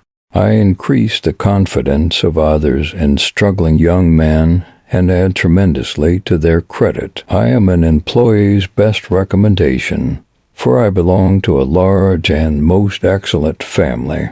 Every employer knows that the employee who cultivates me has many other sterling qualities, such as honesty, thoroughness, ambition, reliability, foresight, prudence.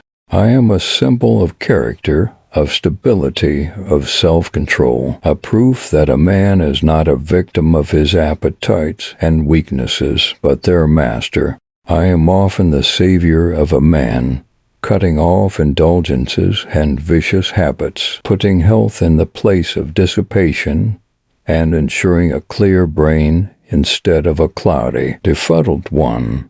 I am the enemy of that great curse of mankind, debt, which wrecks multitudes of homes, causes divorce, blasts love, and destroys all peace of mind. I am that which helps a man to lift his head above the crowd, to be independent, self-reliant, and to stand for something in the world. Multitudes of families are homeless, moneyless, and are enduring all sorts of hardship, privation, and humiliation, because the husbands and fathers never took me into partnership. The failure army today is largely recruited by people who never learned to know me, who ridiculed the suggestion of needing me, who rather despised and looked down on me as standing for meanness and penuriousness, and as being an enemy of their enjoyment. I am the best friend of woman.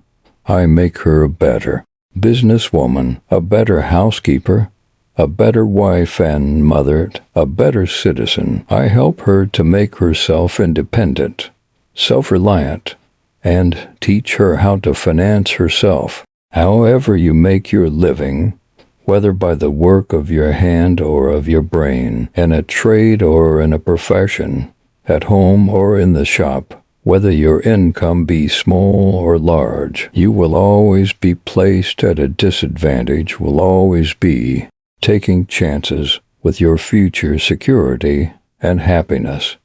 Unless you have me as a working partner, I am an incentive to high living, the simple life and high thinking, higher spending upward, living upward, dwelling in honesty and simplicity, living the life that is worthwhile, the genuine life, the life that will give enduring satisfaction. I am the beginning of real success, that which puts a foundation under your air castles, that which makes your dreams come true, which builds that home of my own to which every healthy, ambitious young person looks forward as the culmination of his hopes. I am Thrift. Chapter 21. As a man expecteth, so is he. We never can get more out of ourselves than we expect. If we expect large things, if we hold the large mental attitude toward our work, toward our life, we shall get much greater results than if we depreciate ourselves and only look for little things. The habit of expecting great things of ourselves calls out the best that is in us. No one can become prosperous while he really expects or half expects to remain poor. We tend to get what we expect, and to expect little is to get little. We ask little things, we expect little things, and thus we limit our supply. There is a tremendous power in the habit of anticipating good things, of believing that we shall realize our ambition, that our dreams will come true. Multitudes stop their success at the very outset by anticipating bad things, expecting that they are going to fail, that their dreams will never be realized. When I was graduated from a New Hampshire academy, my greatest stimulus to further endeavor was my favorite teacher's belief in me, taking me by the hand at parting. As he bade me goodbye, he said, "My boy, I expect to hear from you, that the world will hear from you in the future. Don't disappoint me. I believe in you and can see something in you that you do not see in yourself. There is only one thing more stimulating, more helpful in the struggle for success than the knowledge that others, our teachers, our parents, our friends and relatives, believe in us and expect great things of us. That is, to expect great things of ourselves. The difference between what people get out of life, what they accomplish, and what they represent to others, depends upon the difference in what they expect of themselves. A general who goes into a battle expecting to be beaten will be beaten. His expectation of defeat communicates itself to his army, demoralizes it at the start, and makes it impossible for the men to do their best. It is the same in the battle of life. To enter it with the expectation of defeat is to be defeated before you begin. If you desire to succeed, you must show your confident expectancy of success in your very presence. You must also live day by day in the very soul of expectancy of splendid things which are coming to you. Working for one thing and expecting the opposite can bring only one result: failure. Every time you say you don't expect ever to be anything, or to get anything, or to accomplish anything worthwhile, you are neutralizing the efforts you are making to be or to get or to do what you want. Our expectations must correspond with our endeavor. If we are convinced that we are never going to be really happy, that we are destined to plod along in discontent and wretchedness, to suffer all our lives, we shall tend to get what we expect, to be ambitious for happiness, and yet always expect to be miserable, to continually doubt our ability to get what we long for, whatever it may be, is like getting on a train which is headed east when we wish to go west. We must expect to go in the direction of our desire, of our longing and effort. If you would succeed in what you are trying to do or to be, you must turn your back upon failure, blot out of your mind every thought, every picture, every suggestion of failure, and head toward success when, through a series of reverses and disappointments, a man has lost his grip upon himself and feels convinced that he cannot possibly get on his feet. When he expects nothing but failure, there is only one thing you can do for him. Try to arouse his hope, to restore his lost faith, to show him that, being divine, there is something in him which can never fail, that he and his Maker are one, and that, working together, they are a majority in any situation. I have just received some manuscripts accompanied by a letter in which the writer says, "I know the enclosed are nothing like your articles, for I couldn't write like you no matter how hard I might try. I don't expect you will want to publish these, but thought I would send them along because of the possibility that you might now." At the very outset, this writer prejudiced me against his articles by his self-expressed inferiority, and the suggestion that they were not worth publishing and would probably be returned. It was as though a young man should start out in a disheartened mood to look for a job, discouragement in his face and in his every action, and should say to a prospective employer, "I don't think you will hire me. I didn't expect any luck when I came in, but thought I would try. I haven't much confidence in myself, and don't know that I can do work along this line. I doubt very much if I should suit you.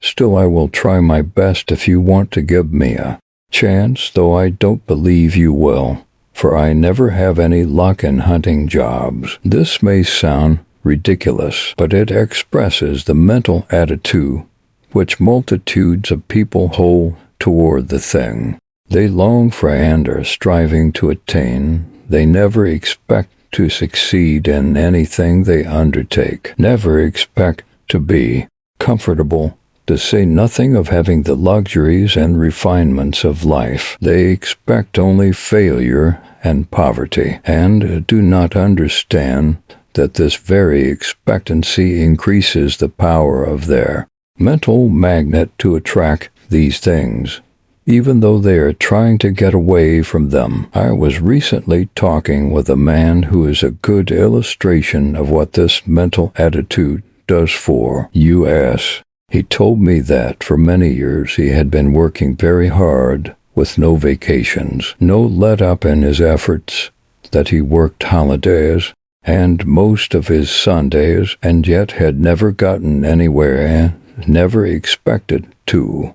That, in fact, things seemed to be in a conspiracy to disappoint and defeat him. Of course you haven't succeeded, my friend, because you never expected to, I said to myself. Moreover, you never gave yourself a chance, holding your nose to the grindstone. All this time, fearing and expecting poverty, failure, disappointment, limitation, defeat in everything, has made you a magnet for these things and drawn you into a failure rut. We don't necessarily get what we work for. It is what we expect that comes to us.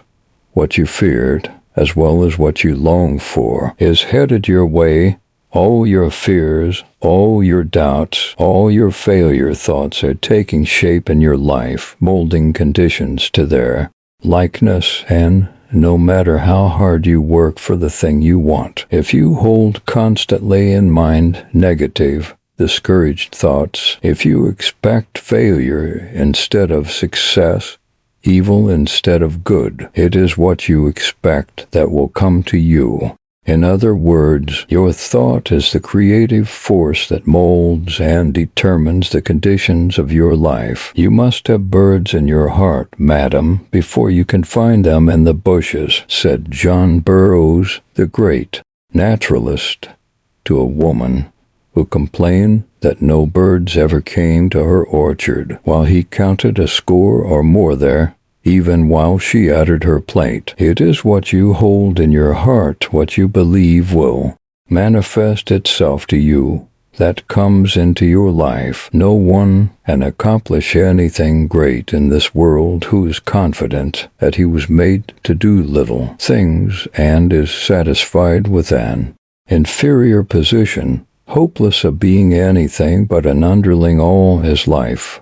On the other hand, a man who expects great things of himself is constantly trying to open a little wider the doors of his narrow life, to extend his limited knowledge, to reach a little higher, to get a little farther on than those around him. He has enough of the divine disposition to spur him on to nobler endeavors. He has a quenchless ambition to make the most of himself. No matter what the conditions of your birth, it is you who shape your career, fashion your life for happiness or unhappiness, success or failure. It is true of all men and women that they themselves are makers of themselves. If you want to live the larger life, the happy, useful life, you must think the larger life. You must enlarge your model of yourself and of your possibilities. You must expect to realize your ideal of yourself and of the thing you long to do. For, as a man expecteth, so will his happiness, so will his life be. It doesn't matter what we are trying to do. It is the hope and expectancy of success that nerves us to put forth our greatest effort, arms us with the assurance that compels success. The greatest difference, for instance, between the best salesman and the mediocre one is the difference in their mental attitude.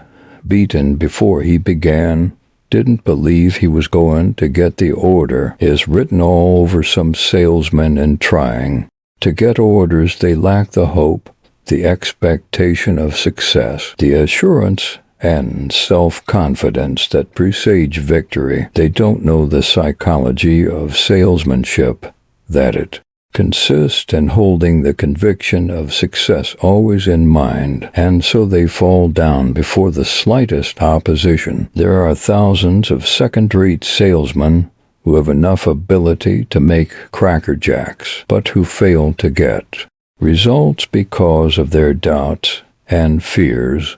At every little objection made by a prospect, they keep thinking and saying to themselves, "There I am going to lose that man. I just feel it in my bones. I wish I could get an order from him, but it's no use. He's not going to sign.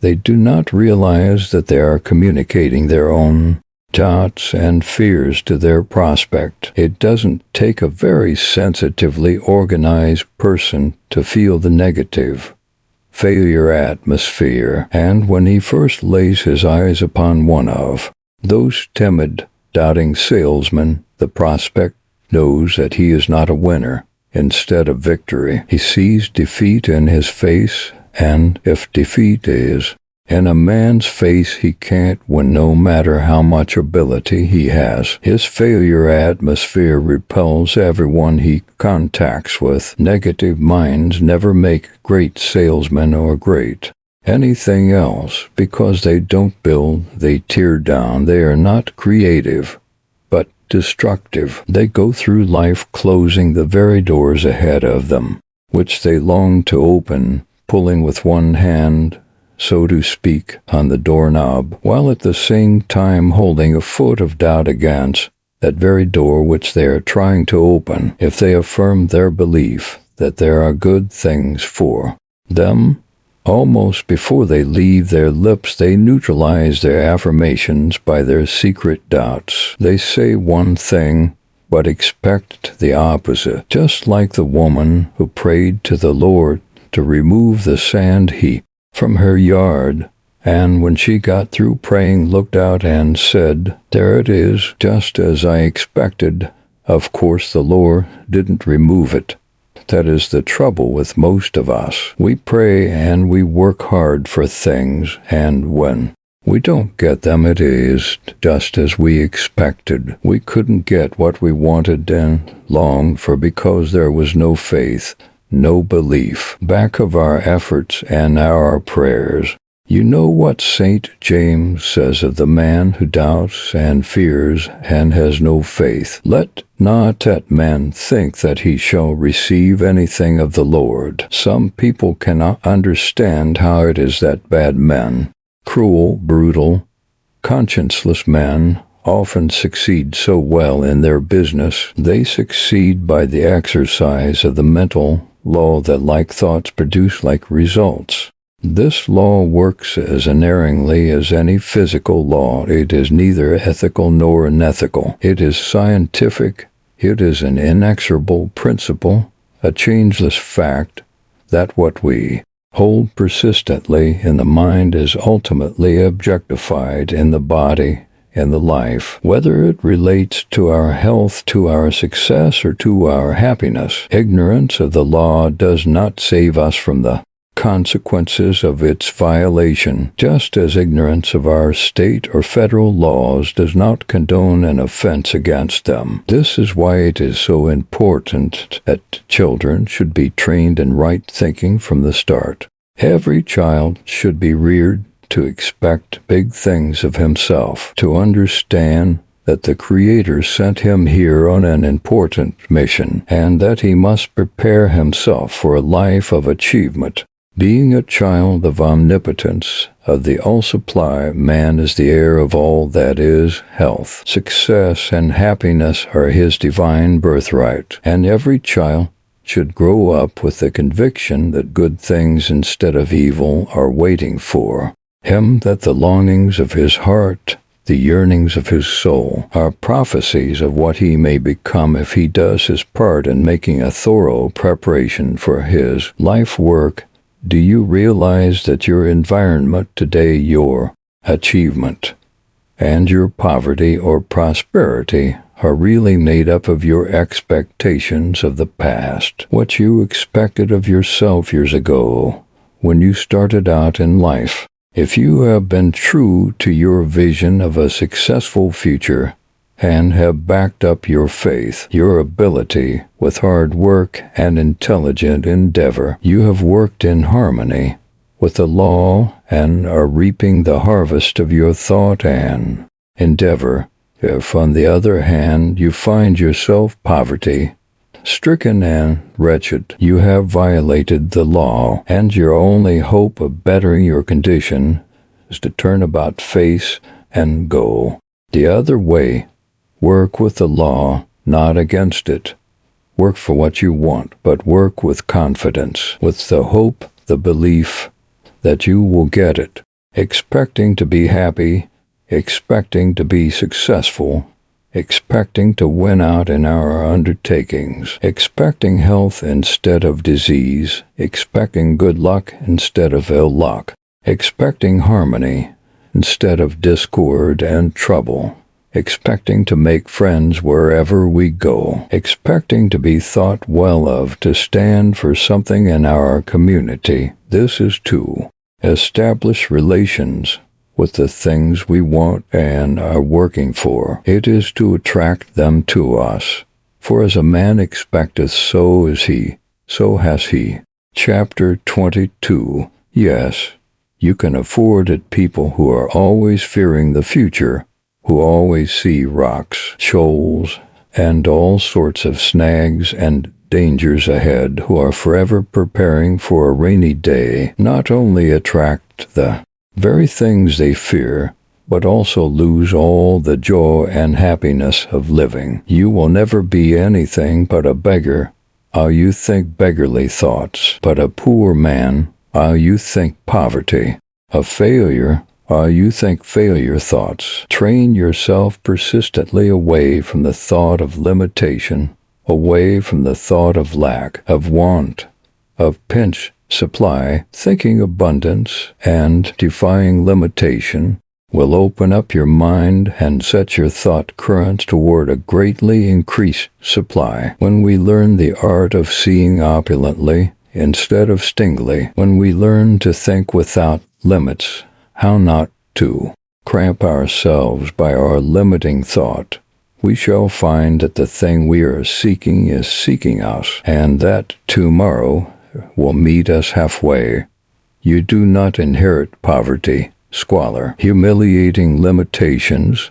Lack and want have nothing whatever to do with God's children. Your inheritance is rich, sublime beyond description. Do you know that every time you say, "I can't afford it," such things are for others, but not for me, or "I have been poor and had to deny myself things all my life, and I expect it will always be so," you are closing the doors to prosperity. If you want to realize prosperity and plenty, you must dismiss forever from your mind the "can't afford it" thought, the thought that you can't afford anything which is good for you, anything which will contribute to the growth or highest possible development of the man or woman.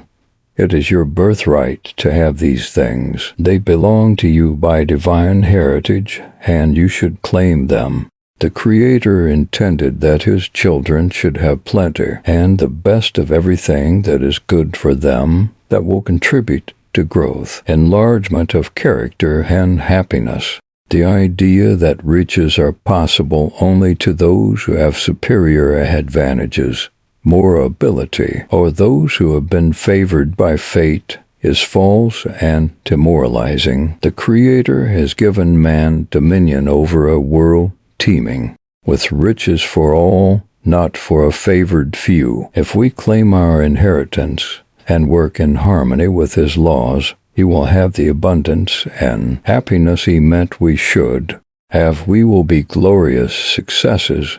It is not in our nature that we are paupers, but in our mean, stingy estimate of ourselves and our powers. To me, one of the most pitiable things in the world is a family where the parents, through mistaken ideas of economy, fail to bring up their children generously, who refuse to furnish them with the mental food, the change, the variety, the amusement that are so necessary to their largest possible development. How many parents, fearing future want, hoard their money and starve their children's minds, stunt their growth so that they become dwarfed human beings instead of the superb personalities they might have been if the parents had made a generous effort in their education, in the development of their mental growth. People are often obliged to go through life exhibiting deplorable ignorance, and are many times blamed for this when their parents were really at fault.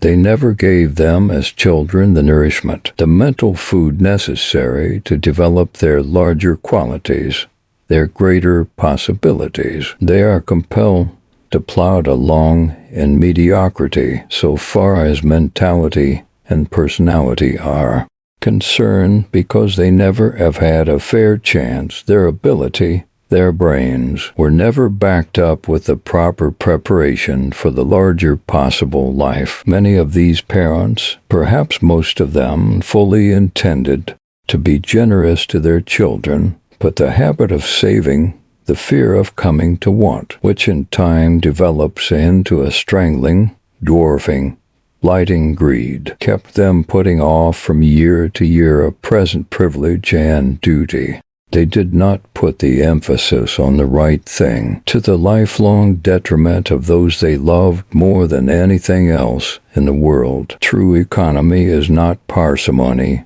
miserliness. It is neither extravagance nor meanness. It means a wise expenditure, an expenditure which brings the largest results. It is being good to ourselves in as large and scientific a way as possible. It means that we should always have the best we can possibly afford. When the thing has any reference to our physical and mental health, to our growth and efficiency and power, it often means very liberal spending. It is a perpetual protest against putting the emphasis on the wrong thing. Extravagance leads to insubordination, and parsimony to meanness.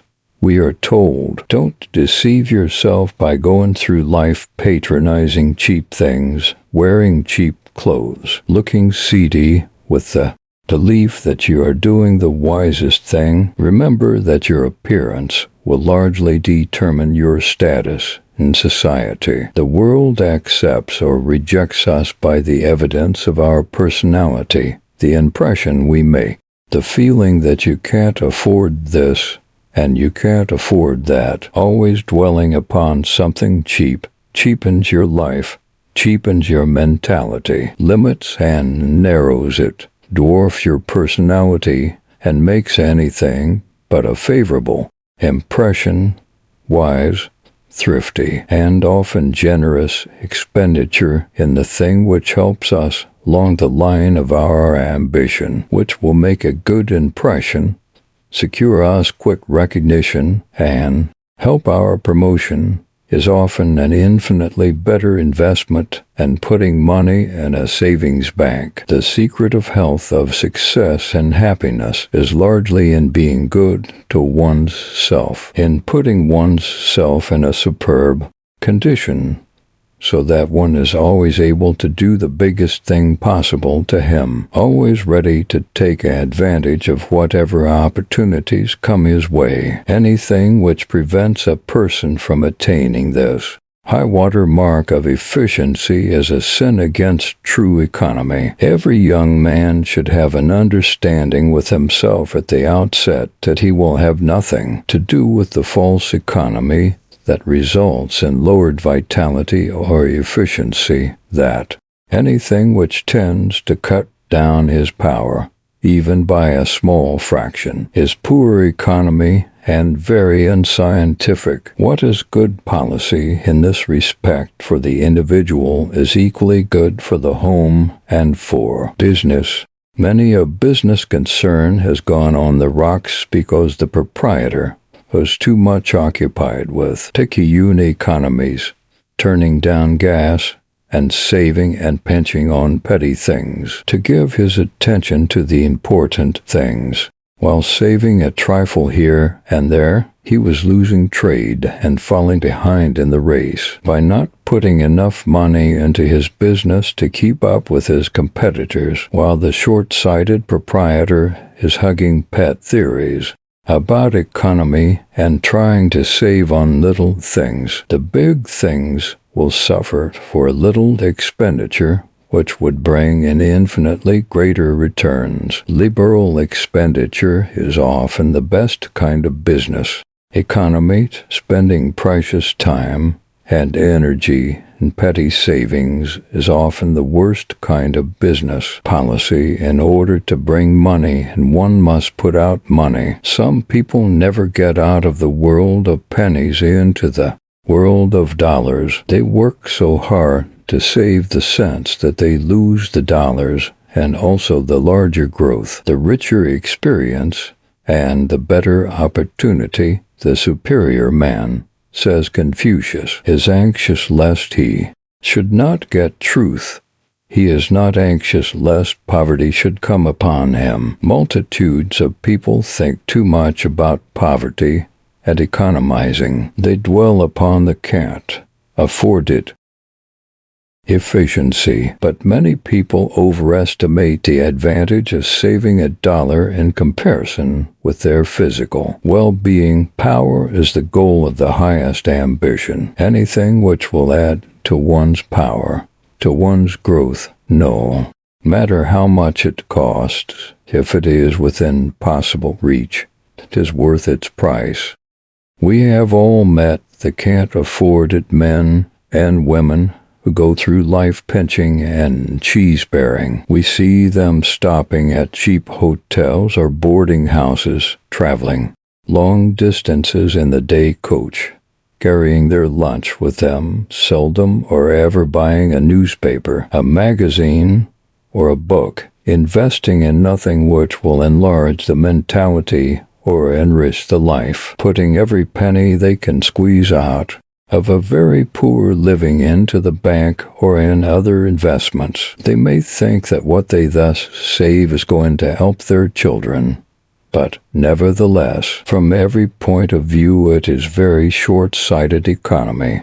I have scarcely ever known an instance where money squeezed out of the real necessities of life was appreciated by the children who inherited it, to say nothing of the dwarfing, impoverishing, aging effect upon those who accumulated it by such self-sacrifice. Oftentimes the hard-earned, sweat-of-the-brow savings have really been a detriment to youthful inheritors, because it has prevented them from using their ability and developing their powers of self-reliance and vigor. Many families live constantly under the shriveling influence of the stinginess consciousness, the lack and want consciousness, the conviction that the good things of the world were intended for others, but not for them. As a result, they have never been able to demonstrate anything else but lack, want, and limitation. Multitudes of children are reared in this poverty atmosphere, and in time become so convinced that they can't afford things that others have, that they never do have them. Their poverty conviction shuts off the supply. They think the little thought, and they demonstrate littleness. Getting along with little and being half satisfied to continue doing this generally means that we shall have to get along with less, for it is not a creative mental attitude, not an attitude which attracts plenty and builds success. That can't afford it consciousness, the going without consciousness, brings you nearer and nearer to the point where you can't afford it, just as the can afford it consciousness tends to bring you nearer to the point where you can afford it. For he can who thinks he can, and he can't who thinks he can't. We can't do what we think we can't do. We can't get what we think we can't get. If you are hard up, you have had a hard-up mind, that is, a hard-up mental attitude, a hard-up conviction, and that has cut off your supply. The poverty thought, the poverty conviction, is a colossal giant wrestling with human beings and overcoming multitudes of them. It is only those who know the secret hold of the wrestling match, as Dr. W. John Murray says, who can hope to escape the fatal blow of this giant. I know people in fair circumstances who live so completely in the poverty conviction that they are always hunting for bargains, are always buying cheap things, cheap food, cheap clothing, cheap furniture, cheap everything. The result is that nothing they have wears or lasts any length of time, while they pinch and screw on prices and think they are saving. They really spend more in the end for poor cheap stuff, which is always coming to pieces, than they would need to spend on good things, because these would last so much longer than the inferior articles,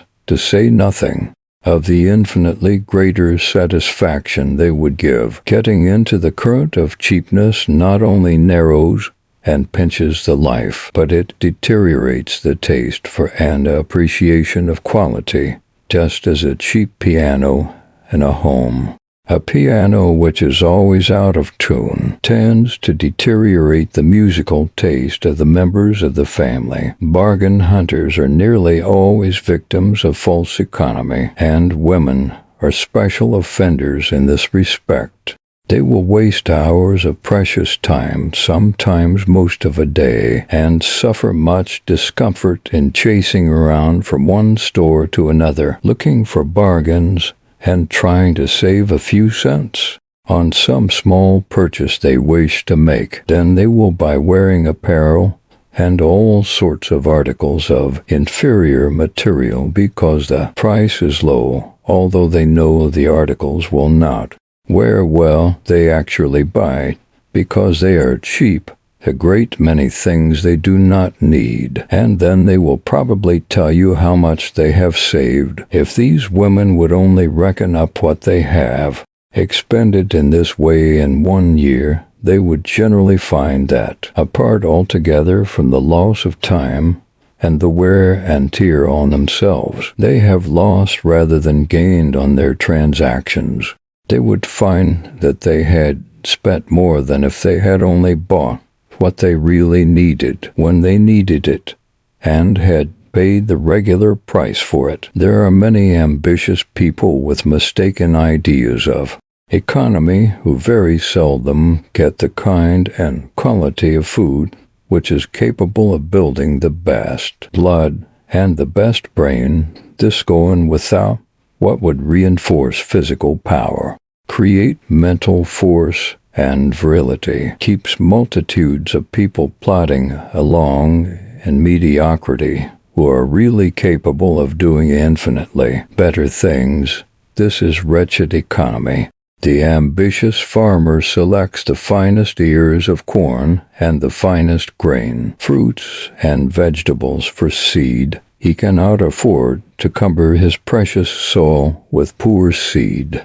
Can the man who is ambitious to make the most of himself afford to eat cheap, stale foods, which lack or have lost great energizing elements? Can he afford to injure his health by trying to save a little money at the cost of letting the fire of his energy languish or die? No one who hopes to accomplish anything in life can afford to feed his brain with poor fuel. To do so would be as foolhardy as for a great factory to burn bad coal on the ground that good coal was too expensive. Whatever you do, however poor you may be, don't stint or try to economize in food fuel, which is the very foundation and secret of your success in life. To make a high-class man, you must have first-class food, and this is not extravagance. You can't build a superior brain out of cheap, inferior, adulterated foods gulped down at a cheap lunch counter. It is wholly a question of what you get out of your expenditure, not its amount, which makes it a wise expenditure or a foolish one. For instance, it will sometimes pay the biggest kind of returns to pay $5 or even $10 for a dinner, where, even if they do not happen to be in our particular line, the principles by which they have succeeded are much the same as those that bring success in any line, and it is extremely valuable to know how they have been applied in any particular instance. Success attracts success, money attracts money, prosperity attracts prosperity. and it pays you to get with people who are prosperous, who have honorably won out in what they attempted. There is a perpetual success suggestion radiating from them, which no ambitious young man can afford to lose. A miserable pinching economy was never intended for God's children. There is a larger and fuller life for them. Man was made for good things, for grand things, to have everything which can minister to his complete growth and development. If he condemns himself to a narrow, unfruitful life of cheese-bearing, pinching economies, he has no one to blame but himself. Our condition is what our words, our thoughts, our convictions, as well as the result of our efforts, make it. If you are thinking and constantly saying, I can't afford to do this, or I can't afford that, he must make this do, money is so scarce, you are sowing the seed which will give you the same kind of a harvest. Your poverty thought will make your future as narrow and limited and poverty-stricken as your present. Chapter 23. How to bring out the man you can be. We should judge ourselves by what we feel capable of doing, not by what we have done. Nothing else will so nerve you to accomplish greatly as a belief in your own inherent greatness, your godlike possibilities. There is a potency inside of you which, if you would unlock, it would make of you everything you ever dreamed or imagined you could become. Don't be afraid to think too highly of yourself. If the Creator made you and is not ashamed of the job, certainly you should not be. He pronounced his work good, and you should respect it. Persistently hold the thought that you are eternally progressing towards something higher in every atom of your being. This will make you grow, will enrich your life. The constant struggle to measure up to a high ideal is the only force in heaven or on earth that can make a life great. That vision which grips your heart, that longing of your soul to do something significant, that dream of high achievement which haunts your imagination, is not a mere fantasy, a whimsical unreality. It is a prophecy of the big things you will do if you get your higher self to work for you, said the great psychologist William James. The average individual develops less than 10% of his brain cells and less than 30% of his possible physical efficiency. We all live below our maximum of accomplishment. Suppose a human being, because of lack of proper nourishment or of some accident in childhood, should attain only 10% of his possible physical height and only 30% of his normal weight. What a pitiable object he would present. What a wretched apology for the well-proportioned, perfectly developed being the Creator had planned the unfortunate dwarf would be. Yet, so far as the man of the God plan is concerned, most of us are self-made dwarfs, falling short not 10, 20, or -1, but 100% of our possible development. Even those who climb to the mountain peaks of human achievement, the Michelangelos, the Beethovens, the Shakespeares, the Miltons, the Dantes, the great men and women in every field of creative work, never reached the maximum of their possible accomplishment. During a visit to California, one day stood in awe before a giant tree, in the hollow of which General John C. Fremont, pathfinder of the Rockies with his staff, lived for months, and on a government survey expedition. More than 100 soldiers had been in the trunk of this tree at one time. Nearby was another, over 300 feet in height, estimated to contain about 200,000 feet of lumber, enough to build all the houses of a small village. As my eye wandered over their huge trunks and limbs, the thought came that had the same seeds which produced these giants of the forest been planted in a cold northern country in soil which contained but little nourishment, then, even with the greatest care, they would have been dwarfs instead of giants, instead of being capable of housing a detachment of soldiers, or of producing enough timber to make houses for a whole village. They would have been mere scrubs of trees, pygmies. Instead of the giants, they might have been under the right conditions for development, just as unfavorable conditions in the vegetable kingdom dwarf a possible giant tree and make it a pygmy, so do unfavorable conditions in the animal kingdom dwarf a possible giant in a man and make him a pygmy.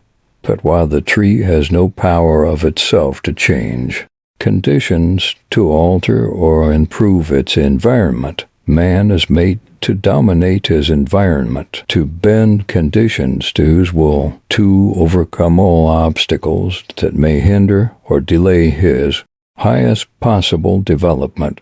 In other words, every acorn, if conditions are just right, may become a grand oak. But every human acorn, in spite of conditions, no matter how bad they may be, can become, if he will, a grand man. Man's development depends on his ideal of himself, the mental picture of his appearance and environment, which he constantly visualizes.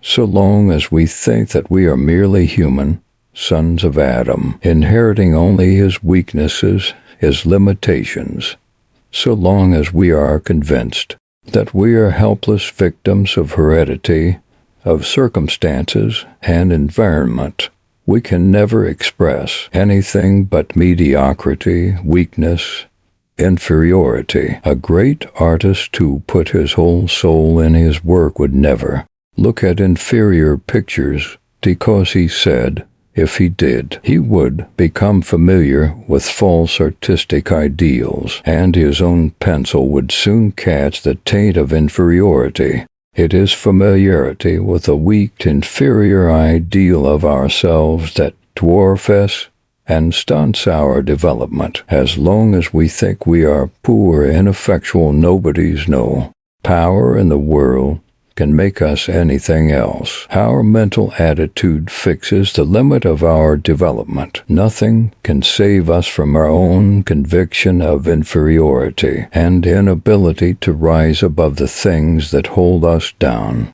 We actually have powers of many kinds which we habitually fail to use, says Dr. James J. Walsh. We have acquired the habit of not being equal to ourselves. This habit of not being equal to ourselves is what causes a great majority of human beings to underestimate what they are capable of doing. They measure their capacity by what they have done in the past or by what others think they can do, and so they plod along in a narrow groove of inferiority, in which their real power is never exercised.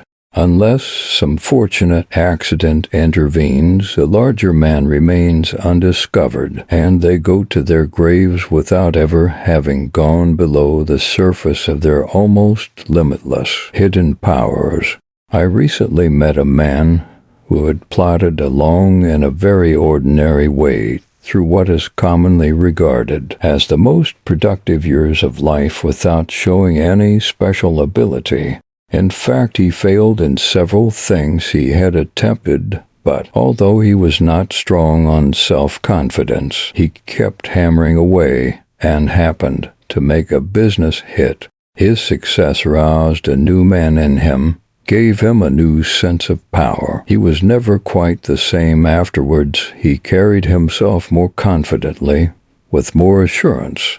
The vision of new power he had glimpsed in the great within of himself opened his eyes to his possibilities, and he rapidly developed a marvelous business capacity which he never before realized he possessed. His whole outlook and his entire methods of business changed. Timidity, hesitation, diffidence, a wobbly, uncertain policy of life gave place to boldness, self-confidence, quickness and firmness of decision, and he went up by leaps and bounds until he became a great financial power and a leader in his community. He had found the hidden spring which opened up the gate of his life and gave him a glimpse of his divine resources. Not what you have done or have failed to do, but what you are capable of doing now. Not what you are, but what you know you are capable of becoming. These are the important facts in your life.